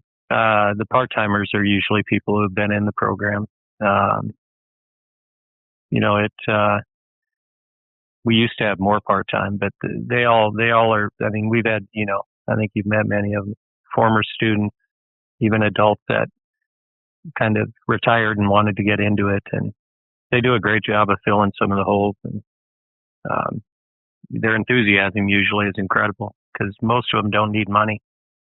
And when you do something where you're not thinking about money, it's usually way more rewarding. And that's what I love about some of those part-time people who have absolutely nothing to gain financially out of it. And they're just there because they want to teach tennis. No, it's a great comment. I worked for Mary Lay. She was the boss of the Vic Braden tennis staff. She grew up at the Kramer Club, part of UCLA tennis. A small, petite, pretty lady. And she would do it, but then I know one time it was delegated to me. There would be part-time coaches at Vic's place, and I had to tell them that there was 2 courts in the back. During lunchtime, they couldn't hit in front of the students because they didn't hit the ball very well. And it's so important. A lot of places don't even have orientation. I think having practice, predictable, non-predictable, competitive, non-competitive, we say this all the time. Okay, we get kids, we did it today with some players, rally 8, play it out. They can do it. We can start with rally 4, play it out. But then we say just play, and they can't play because they don't understand. They don't understand, consistency and percentages, and if you're going to miss an point in a situation. But I think that you have to really take game-based and form-based and have it be one. You say game-based and form-based equals principle-based. And what's so popular is game-based. The consumer, the parent, for the most part, they're blindly writing checks. And again, Patrick, Dave, and I did through so many different things together with Jim Lair. He did move up, move down at his camps. It was just based on body language. He'd walk around with a little clipboard, and whoever was handling themselves better as far as body language, the rituals, taking their time, and had nothing to do with the score. Because I'm just going to move you up based on how you display yourself as an athlete. But you just go on and on with practice. But to me, I call it Schmidt's breakdown of 3 is just technical, situational, and then match play. And you do have to let people fail. You do have to let them play. And I think that's one thing about block training, technical training. And I know the way I'm wired as a J, I like structure. And for me to watch people hit the ball poorly, it's like fingernails across the blackboard. Same for me. And it's like, okay, we'll just work on technique because it's appealing to the eyes, but then to watch people play, the late Welby Van Horn, 95% of people play at tennis. They don't play tennis. I mean, what they're calling tennis is not tennis. But that's where, like just a depth game, Braden would always say, people start to elevate when you say, okay, let's hit ground strokes. We'll play for lunch and hit the ball up over the service line, and then they start finally lifting the ball. I mean, most boys, especially, they're lasers. They're not loopers. Here's a drill for situational. Kids don't hit overhead. So, okay, we're going to start a point out. You start back. You're going to lob 4 balls, one off the forehand side, one off the backhand side, and then we want you to lob with underspin. Because a lot of kids have a really extreme grip. Say they have a Western grip. It's going to be very difficult for them to even hit an underspin lob. But they throw the lob up and the ball's got to bounce. And then they, say, what you want to do is lob deep. So they're hitting their overhead, even from the red zone. And for junior players, they have to understand when you're hitting an overhead from the red zone, it's a ground stroke. It's like a ground stroke. If you're hitting an overhead from the yellow zone at your level, it's like an approach shot. The pros are putting whip balls away from everywhere. And that's why you don't see pros lob that much, because it's like point over if you're throwing up a lob. I mean, I think of Leighton Hewitt or Jimmy Connors. There's people that you need to become a great lobber. But it's like, okay, they don't hit overheads, so I'm going to make them hit overheads. And, but then, so that's where it can be a combination. Okay, we're turning it into a game, but initially you got to crossover steps and then the process how to hit an efficient overhead. And the kids, they got to have fun. Dave, why don't you talk about scoring and not scoring in practice? Well, I mean, you know my background. I love a score, but I think that it doesn't have to eliminate the effectiveness of the practice as far as what you're trying to obtain, whether it's simply toss or hit her out of a basket. I had a few of our coaches on the court the other day, and I was, had a group of young kids, and we were doing alley training, and then I just put a tennis bag basically at the service line on each alley, and the kids kept track of, they had to balance until their ball landed and call their score out immediately and toss 5, hit 5, and if they it was the same thing, kind of like Larry. It was just whichever twosome got the most points, and they moved up and down as a team. Whoever hit the alley the most, and you got to be policing it heavily at first because kids will race and they'll try to get more within the 1 minute time. But you could just put a number on it. You could each hit 10 and keep track that way. But I think it can keep people alert. I think a score can keep people alert. I think it can teach competitiveness because as much as we talk about how skills are underdeveloped in this day and time, I think competitiveness is equally underdeveloped because kids don't grow up in their neighborhoods doing a lot of things that they did just years ago. So I think that there's a huge benefit to keeping the score on things. And you can score anything. You can score form. You can have form tournaments. You can have anything can take a score on, and I think it just adds a little meaning to it. I coached the kid Raleigh Smith. So Raleigh, I never met his dad in person. We used to call him Brother Smith. Talked to his dad all the time. He went on. He played at Northwestern. Fun guy. He was so competitive. I think a lot of kids are like this. I think that Ben Shelton, I've been told he's like that.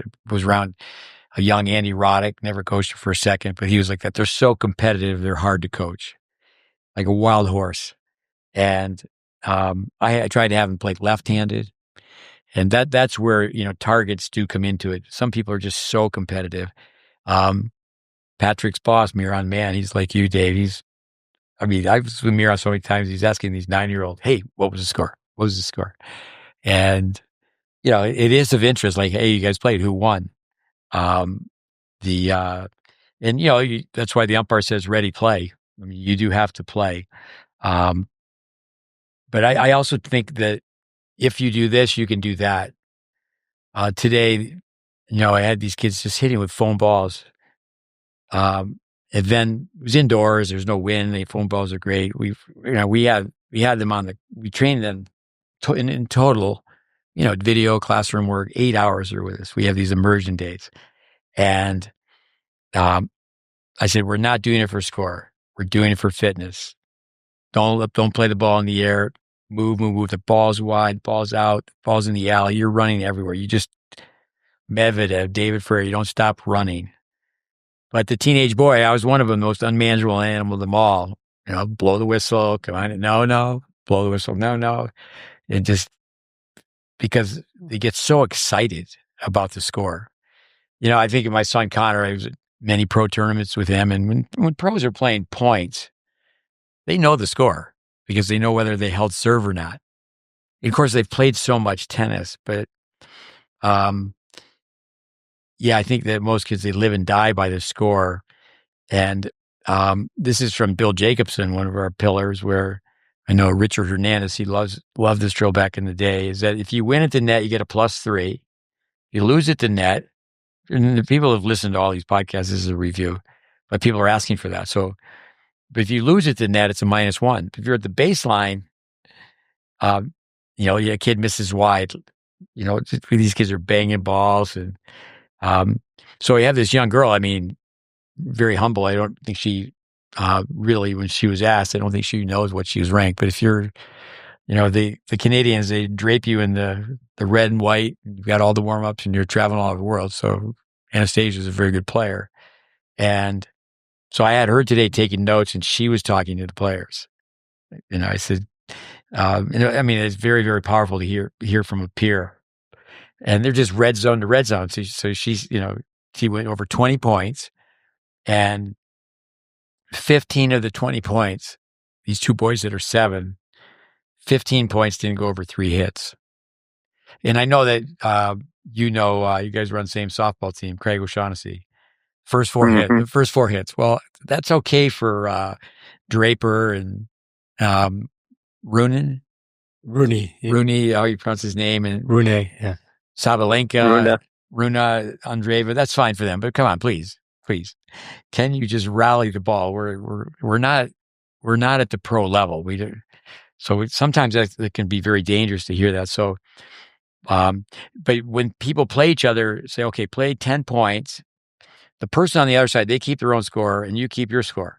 And you're not playing against each other. You're playing against a plus-minus differential.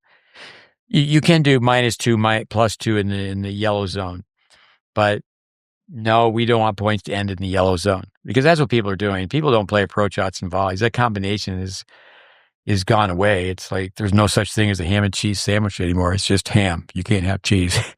It's just like everybody's just Chris Clore launching missiles from anywhere in the court. But it's a good thing that people are so competitive, like the move up, move down. So if you have someone who's that competitive, say, okay, we're going to do it. We're going to play points in the alley. So then you don't have to talk about technique. Their swings will start to be circular. They'll start to track out towards the target. And that's 4.5 feet. So next we're going to advance to 13.5 feet. We're not letting you play on a full court. I mean, I think we've talked about it with like a Ben Shelton, to play through people. And, I think, so when Patrick mentioned Jack Draper, that he could go on and win majors, Taylor Fritz won Indian Wells, and great player. I mean, so, now this young 17-year-old won Indian Wells. Are they going to be able to make this next step and win majors? But then also, are they going to win multiple majors? Just to win one, I think it's fair enough. That puts you in the Hall of Fame. But, practice. I think this, you get a new dog, name him Practice, or cat. Practice makes permanent. Perfect practice makes perfect. If you're not practicing somewhere, someplace, someone is. And when you play that person, you will lose. Practice sets. It's amazing. with youth veteran matches have gone away. With top kids on a high school team, a lot of times they don't even play each other. And they said, it's just let's play set before or after practice. Back to you, Dave, on practice. Well, when you just said practice sets, I remember being at a conference and went out to dinner with Steve Denton and a few others, and Elliot Telcher was part of the USTA then. And, he was just talking about how, basically everything under 18 and under, every match you ever play, every set you ever play is practice, regardless of where you play it. And people have a lot of trouble doing that. I love handicapping scoring systems that reward people going forward. I mean, not a day goes by that I'm not having somebody play 3-2-1 scoring where, if they win at the baseline, it's 1 point. Any kind of winner is 2, and any ball out of the air that they hit for a winner is 3. And a lot of players reverse matches that way, even though they lose them routinely when it's conventional scoring. But I think that in practice, when people do match, there's match play, but I think setting the match play up with parameters, even if the other player doesn't know, you tell one and then you go over and tell the other one, this is what you're going to do. And I think it's very, very effective. Today I had Coach Andreas play.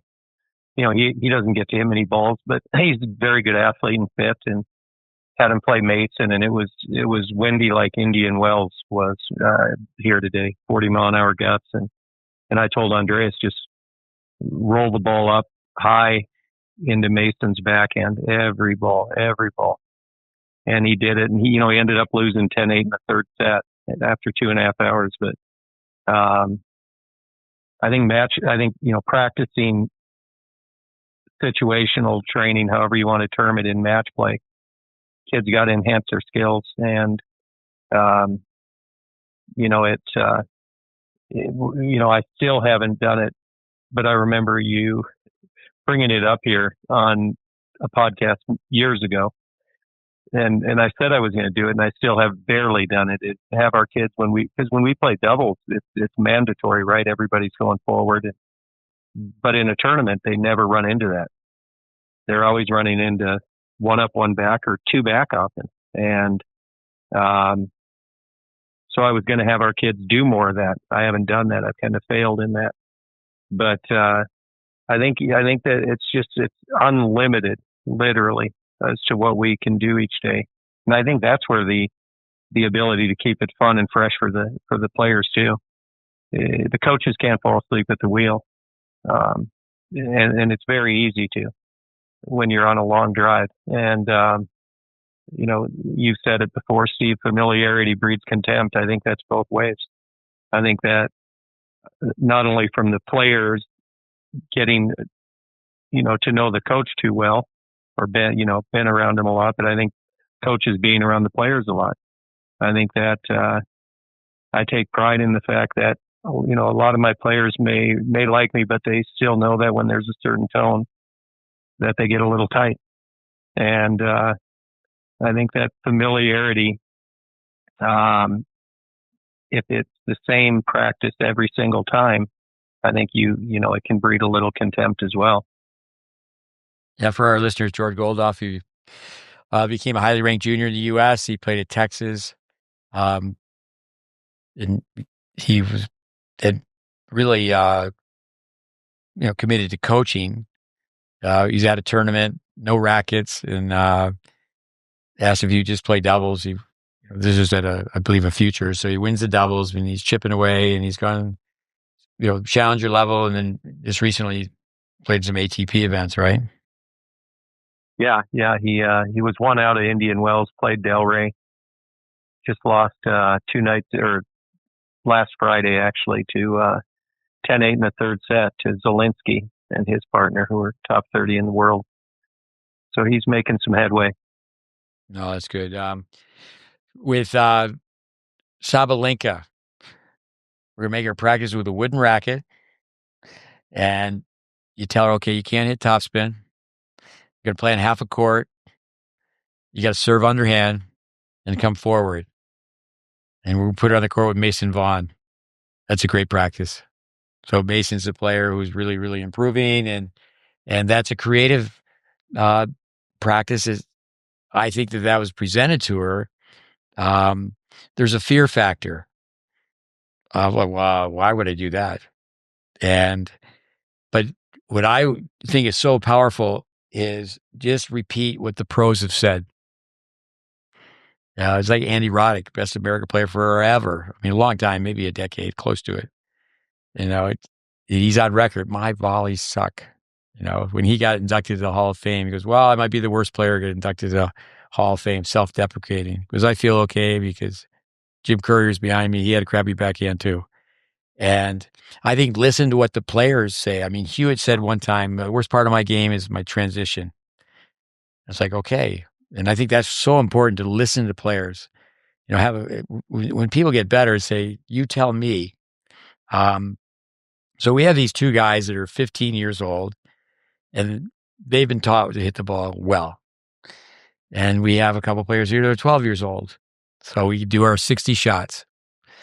Can you win in 60 shots? Everybody knows where I'm going with this if you've been listening to our podcast, but a review. So the odd games, you're going to be serving. The odd games, you should win while you're serving 3 points. 3 shots. So 4 points, that's 12. Now, when you're returning, you should be able to win in 2 shots.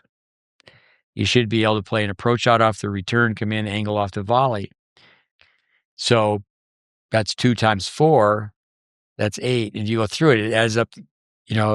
I did this challenge, my son Connor. Then when he went to college, it was like in a lot of ways he lost his game because it was forehand. Now, Ohio State helped him tremendously with fitness because he was never a fan of fitness. But, this is a long time ago now. He's out of juniors another year, and he's doubled his life from junior tennis. So he'll be 36 next year. So with that, that's a challenge. See if you can, and in the younger kid, like tomorrow we could do this with a couple 12-year-olds. They should be just excited the fact that they're getting to play 15-year-old and not to get your feelings hurt. Coming back to handicap scoring, we do this 40 love. So the person who's given a 40 love lead, they just like every time win the set because we're coaching juniors who make mistakes. And then they get to go to 30 love. And if they win that, they get to go to 15 love. In my lengthy career, I've only seen it happen a couple times where a kid turned the tables completely. And, you get shorten the scoring system. I'm with Chuck Reese's. I don't think the scoring system should be shortened. But for practice, okay, we're going to play, we're going to play to 4. We're going to play no ad. And then, but what happens a lot of times is people are offended when they're on the other end. So you're playing somebody and you're all of a sudden you're up 40 love and love 40. And then again, people are so scoreboard oriented. Patrick, practice. Well, going back on the up, an idea for an up and down format. I know I like Jim Layer's concept, moving up and down based on body language, but you can also go, we do this at Richmond, up and down based on form. So with the younger guys, you can do it like balance, contact points, footwork between shots. With the older guys, you can go based on similar thing, but maybe more like dynamic balance, intensity, footwork, consistency, and you can move them up and down just based on form. So that gets them to be competitive with their form, competitive while trying to take good swings, good strokes, maintaining a good intensity of footwork. So that's just another idea for our listeners for how to be creative with up and downs. I'll quote something. I'll share 2 quotes with our listeners. One from Roger Federer. I didn't know you were supposed to win in practice. I think that's powerful. As I think I heard a story that he lost like 6-1 or 6-0 to a junior, in practice. I don't know if it was at one of the Grand Slams, and he was just working on things. And he went on to win that Grand Slam. I don't know exactly which one it was, but I thought that was a powerful quote on his end. Another powerful quote. I was listening to a podcast of Nadal and Roddick last week. I heard that, yeah. And it goes like, so Nadal was saying, all my life I was educated to be better and better and better. And each practice, I head into each practice with the motivation to improve something. So each practice is dedicated to improve something. And my practice tomorrow is going to be better than my practice yesterday. Each practice, I strive to try to be better and better and better. And I think that's powerful because a lot of times you're going to see juniors in practices waste the first 10 minutes of the practice, sloppy reps, not moving their feet. We end up having to coach the energy, the effort, and it should just be there. Like a player is responsible for their effort and their attitude. And this comes from Vic Braden. Practice in a manner in which you are expected to perform. Oh, that's great. Nadal, to reiterate, what's your goal? That my next practice is going to be my best practice ever.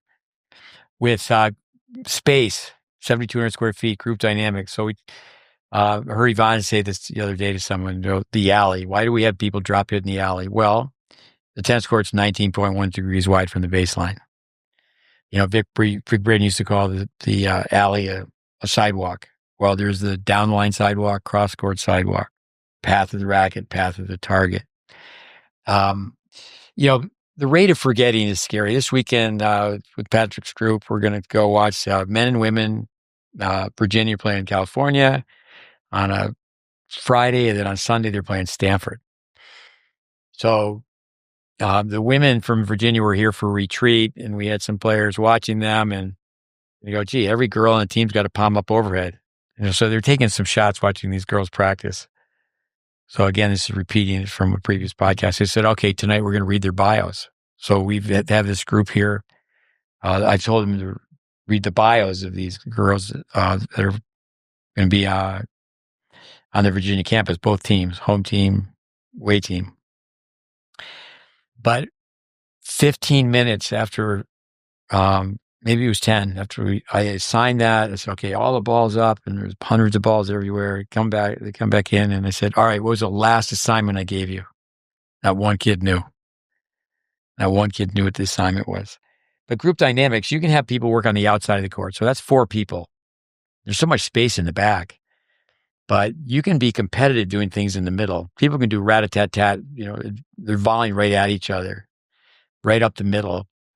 And that's a fun competitive drill. But at the same time, you can have people moving up and down, and that's competitive. So you can have groups within groups. But that's the word system is just really best defined as an organized plan. I remember it from Jack Grapple was on our campus, biomechanist. Spent a lot of time with Jack because he was spoon-fed by Braden, same time I was. And he got it from the French Tennis Federation. 100% with your feet, 50% with your racket. We do that where there's no winners, or then you can't hit a winner until you're in the green zone. I asked a kid today who's been training at Patrick's facility for 5 years. I said, where's the green zone? And, we want people to say 10 and a half feet up. And if they don't know 10 and a half feet up, they don't know. It's up by the net. You just need to know. I remember seeing someone who was a contemporary classmate of yours, Dave, Mark Spann, who was a really good tennis player. And we're just showing this film. It took me a while. Who is that? You look at a film from the 80s, you go, who is that? I remember coming back to Federer. You're not supposed to win in practice. I was in Boca during what was called the Pepsi Grand Slam. You had to win a major to be in it. So Borg and Connors were showing up because they were winning majors. And I watched Borg lose a practice set to Hans Simonsen. And then that afternoon, he beats Connors. So it makes you wonder, well, gee, what was he doing in practice? Did he really care about, winning that set, or was he trying to? This is something that kids don't do. Is that when they play against someone, you know you're going to play against someone that's tough to beat, and you're going to practice against anybody and everybody playing that way, and you don't care about the score. I'm playing to do this because when I play so and so, Braden used to always talk about seeing Pancho Seguro, out on a court with no lights. He's tossing the ball to the corner, and he had the two-handed forehand, and he's just, hitting it cross court. And, he said, "Why are you doing that?" And he goes, "Because Gonzalez has a continental grip on the forehand volley." Vic will learn so much by being around the pros. Rod Laver said about Arthur Ashe, what a class act Arthur Ashe is. Poor Artie. That's why you got to read these books. Poor Artie couldn't hit a forehand volley. He beat him 21 times in a row. That's where history comes into this too. To get kids to listen. I think that's one thing that we have here. These immersion days. We're at your place, Patrick. You got somebody for like an hour and a half, 2 hours, and very few kids homeschool where you are, right? There's a couple, but not a lot. Yeah. Where Dave, you have more and more. How many homeschoolers you have? It's about 50 now. Wow. Yeah. But yeah, the three areas, the technical, the situational. I love mini tennis. We get people playing mini tennis right away. Soft tennis.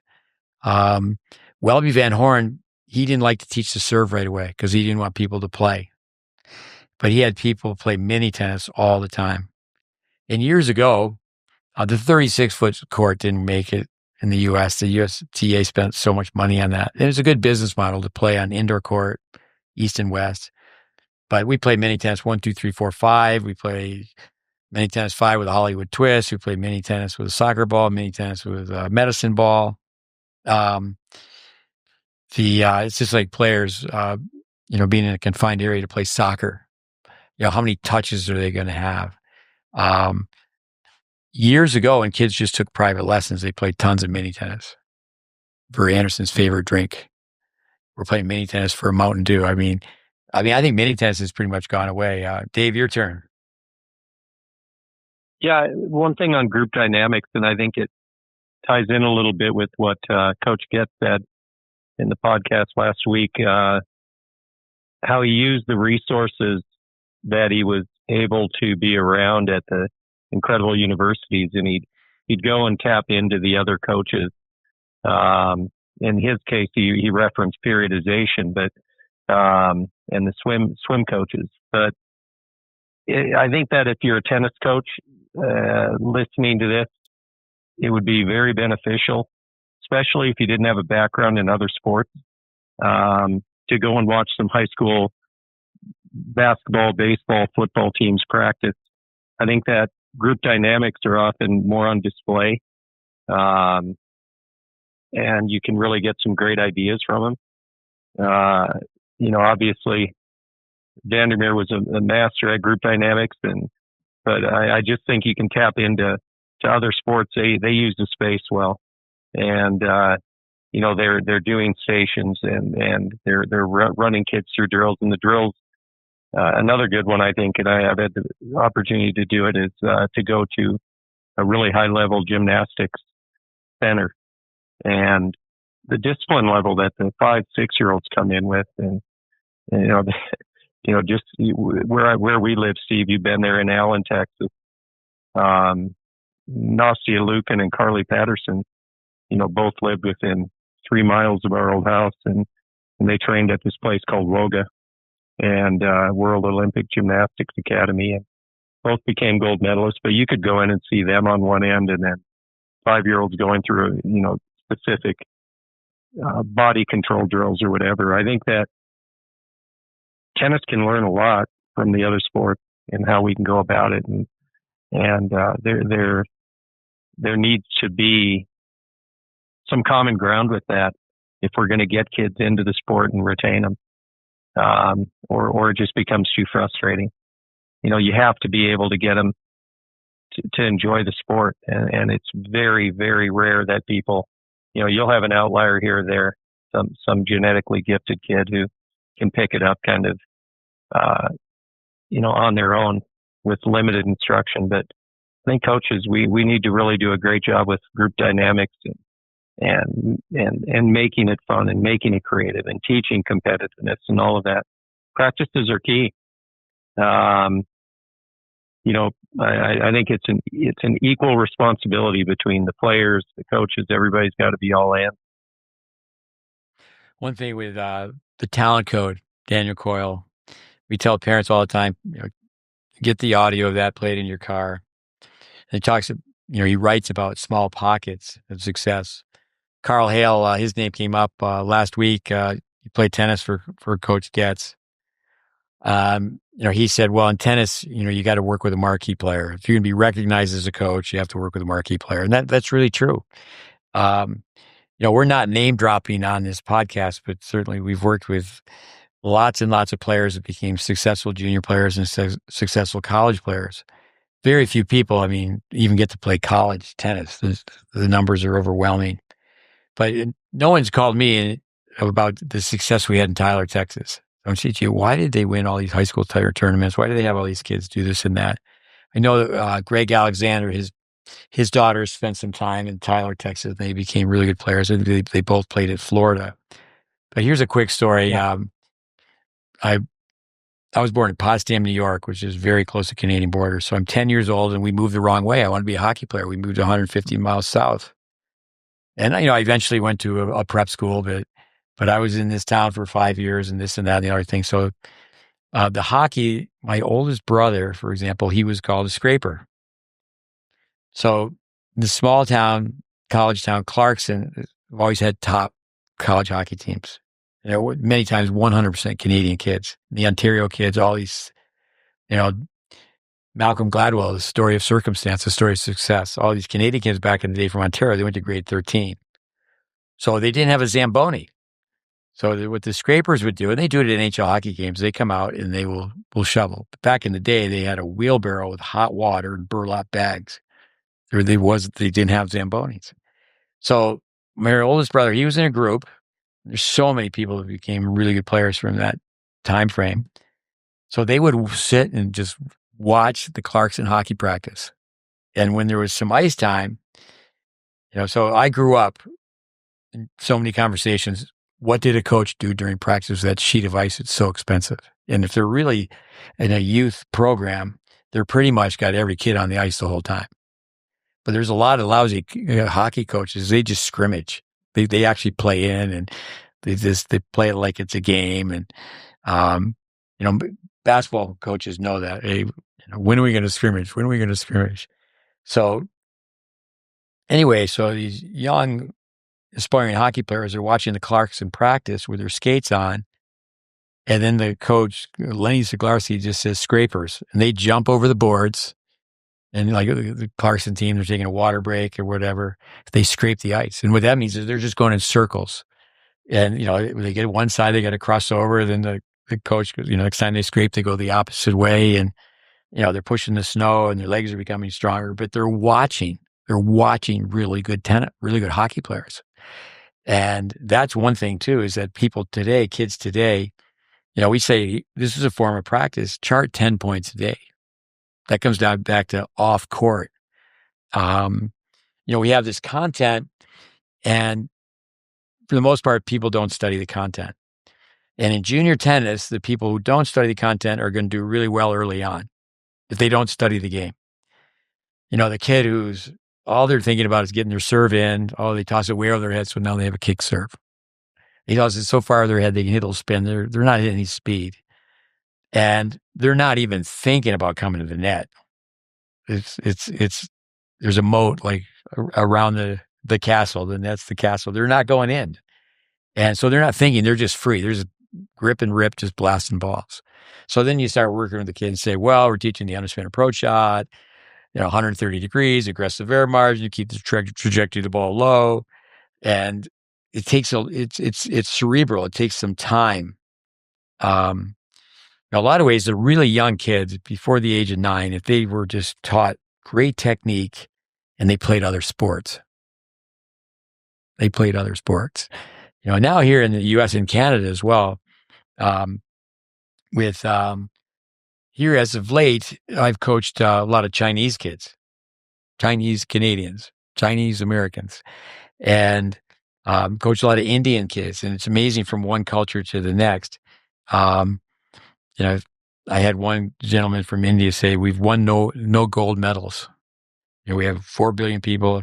I looked it up. I just thrown a number out. It'd be a guess for our fact checker, Andres Barbosa, but maybe 38 medals or something, the history of time. But practice. Let's wrap it up on a few things here. Let's go back to North Dakota. What do you got, Anderson? Well, I would just say that, you say it all the time. Whatever you feel you want to do the opposite. So when it comes to practice, many times motivation, is lacking. And my wife kind of sets me straight all the time. And, I've had a few injuries and things, and she said, when are you going to start playing and competing again? This was just last week. And I said, well, I need something out there. I need some motivation. She goes, forget motivation. She goes, you just got to do it and the motivation will come. And I think that's with practice. I mean, you just got to do it. You got to make it a part. I love writing down on a whiteboard. And I did this the other day, and 1,440 minutes we begin with. And then I just have the kids, okay, here's 600 minutes, for doing this. Here's where, and most of the people don't know where their time is going.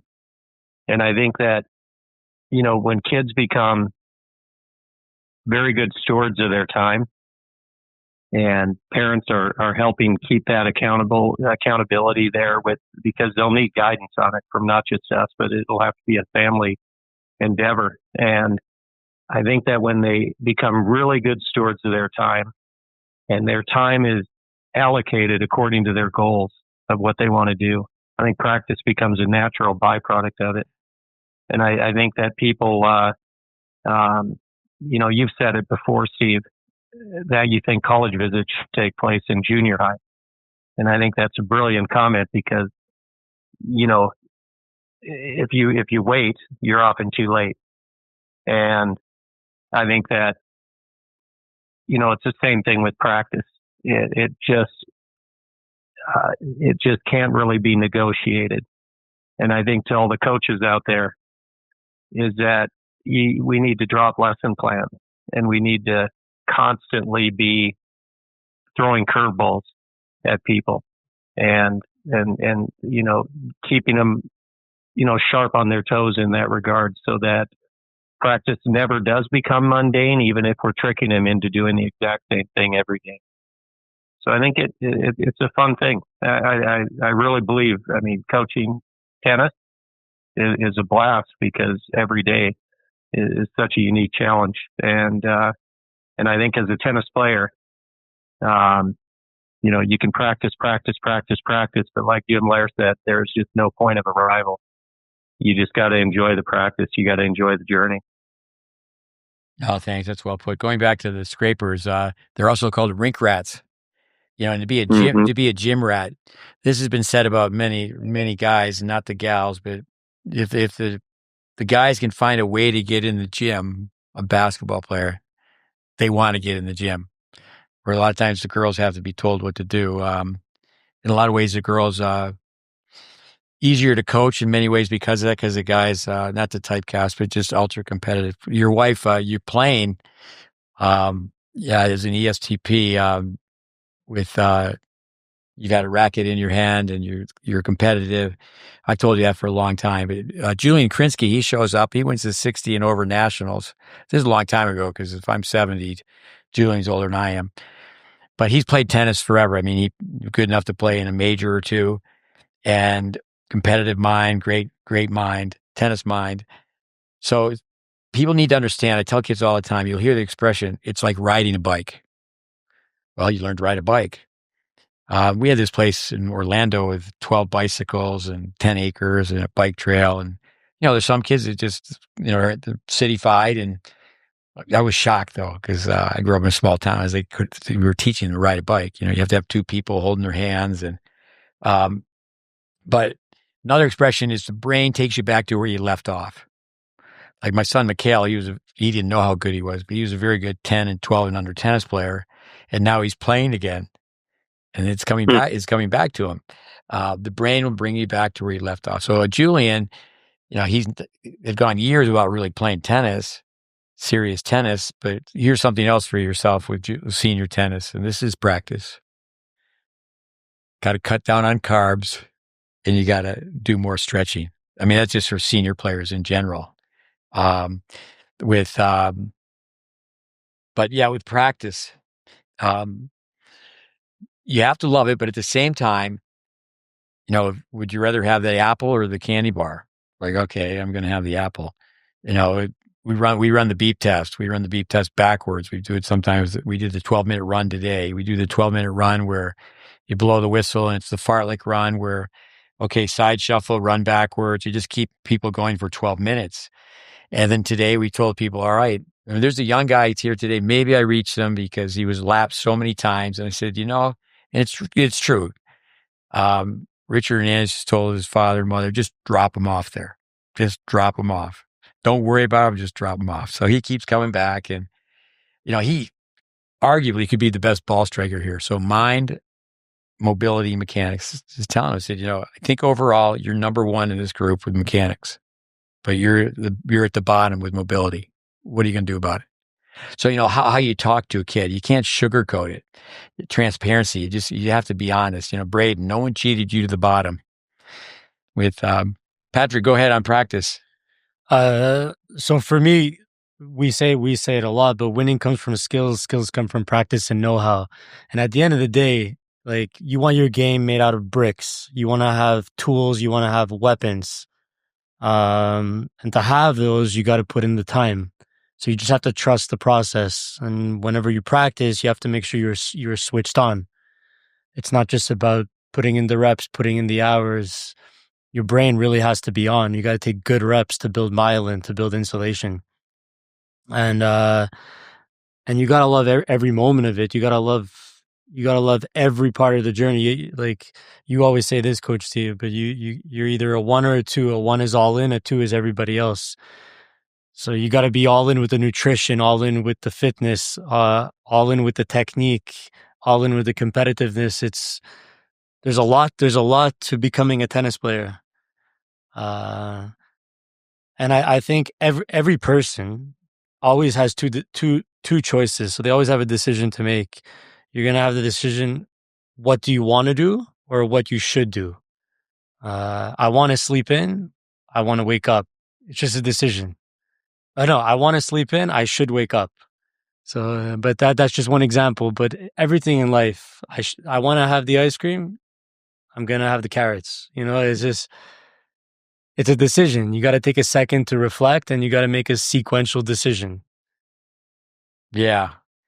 So many things. That's well put.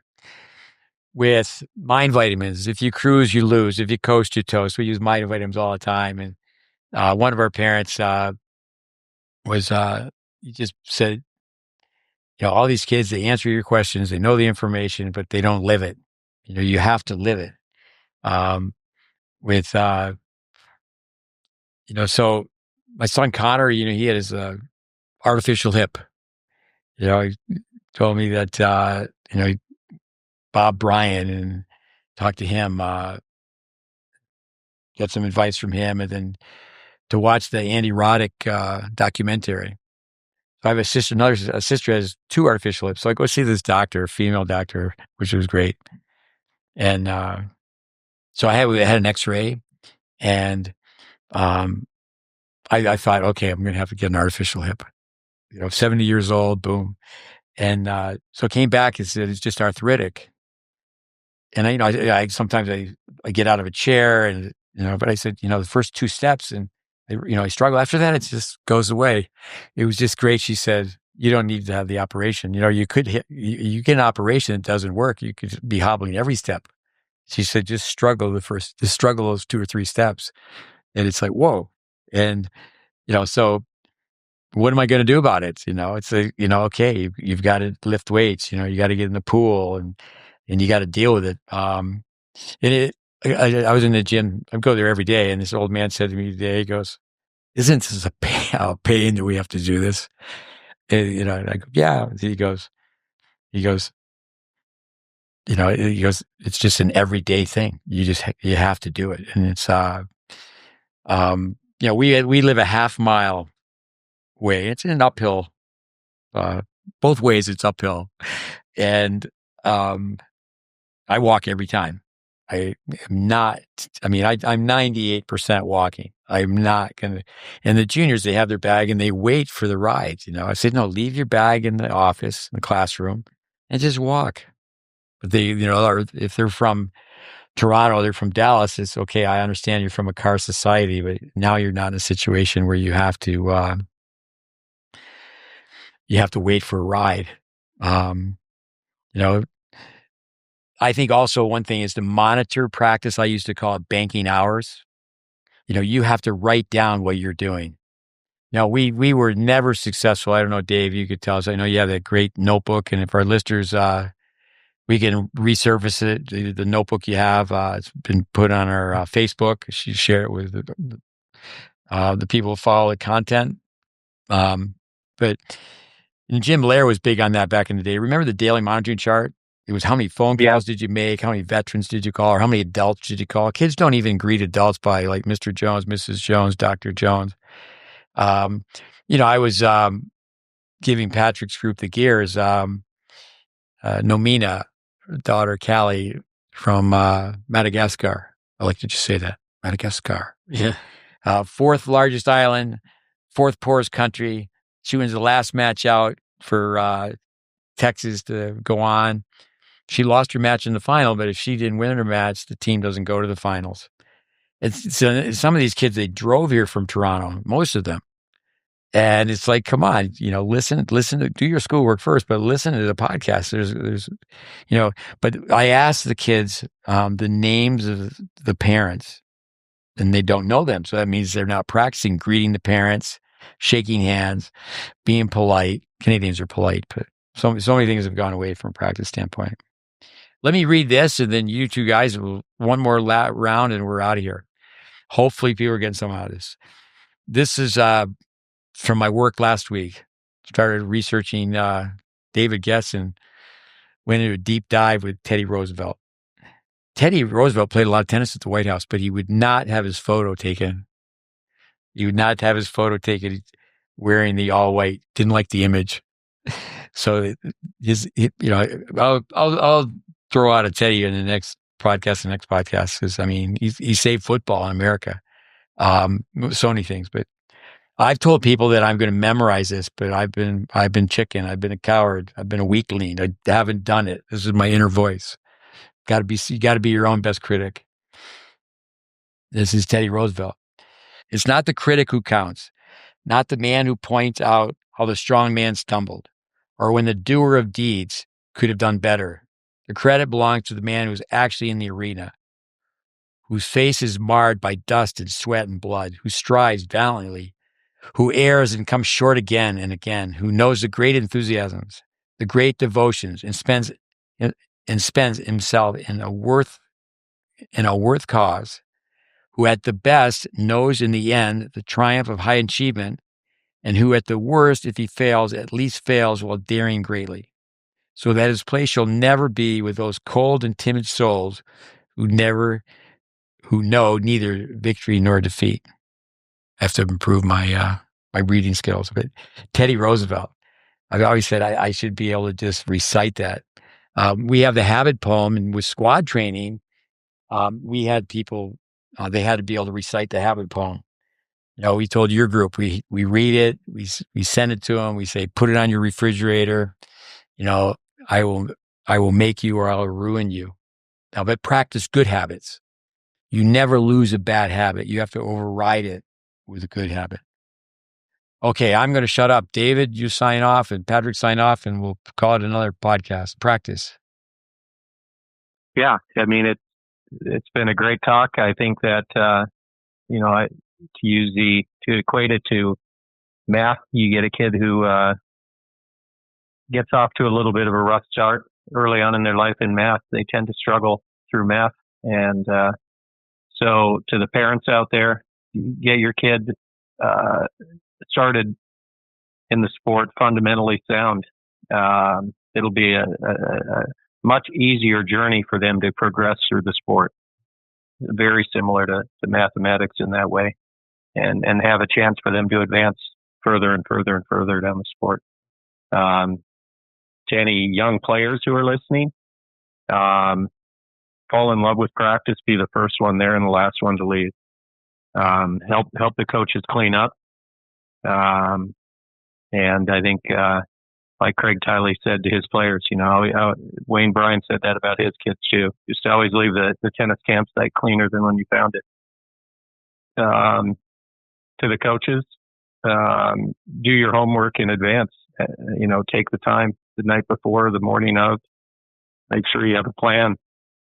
And, the plan is going to have to, you're going to fail in plenty of workouts too, but adapt and learn and keep moving on. And don't limit your creativity ever. And don't be hindered by that fear of failure as a coach either. But that's really what I would like to close with right there. That's great. Larry Bird. Love it. Wayne Gretzky. That's how it works. Be the first one there, last one to leave. Go ahead, Patrick. For me, I'll close it off by saying, treat your tennis, treat your life sequentially. Dave spoke a lot about this at the beginning, but just having goals and having your practice and your habits match your goals. So I think that comment is important for the three pillars: the parent, the coach, the player. So treat everything you do sequentially with the end goal in mind. No, that's great.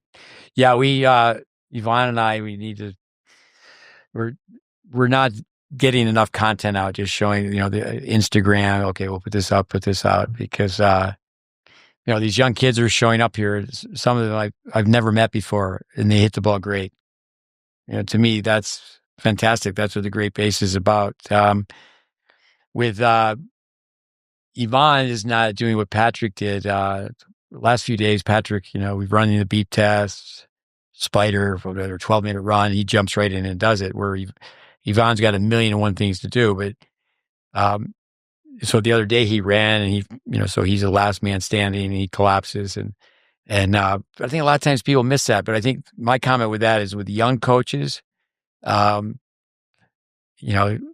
coaches as well, but young coaches especially, is do the exercises with the kids. Braden used to say, if you expect your students to play, you should be able to play.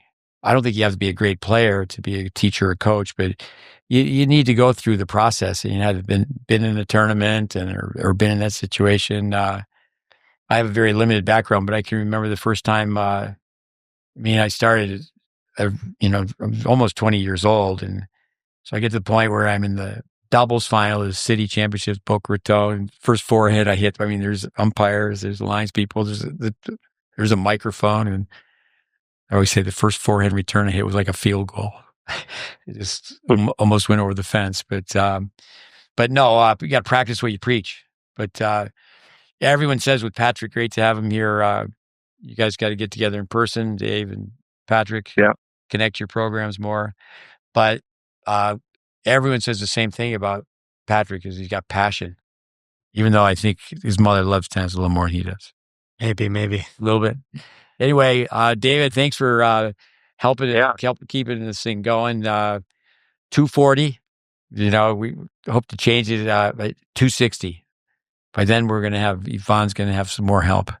But I think we definitely can improve the podcast. But we do get feedback that people are enjoying them, getting something out of them. But everybody, thank you very much, Patrick, Yvonne, David. Listeners, adios amigos. Thanks for having us. Have a good night. Yeah, we'll do it again. Good night, Dave. Good night, Patrick. Yeah, you got to get out to Dallas. Actually with that,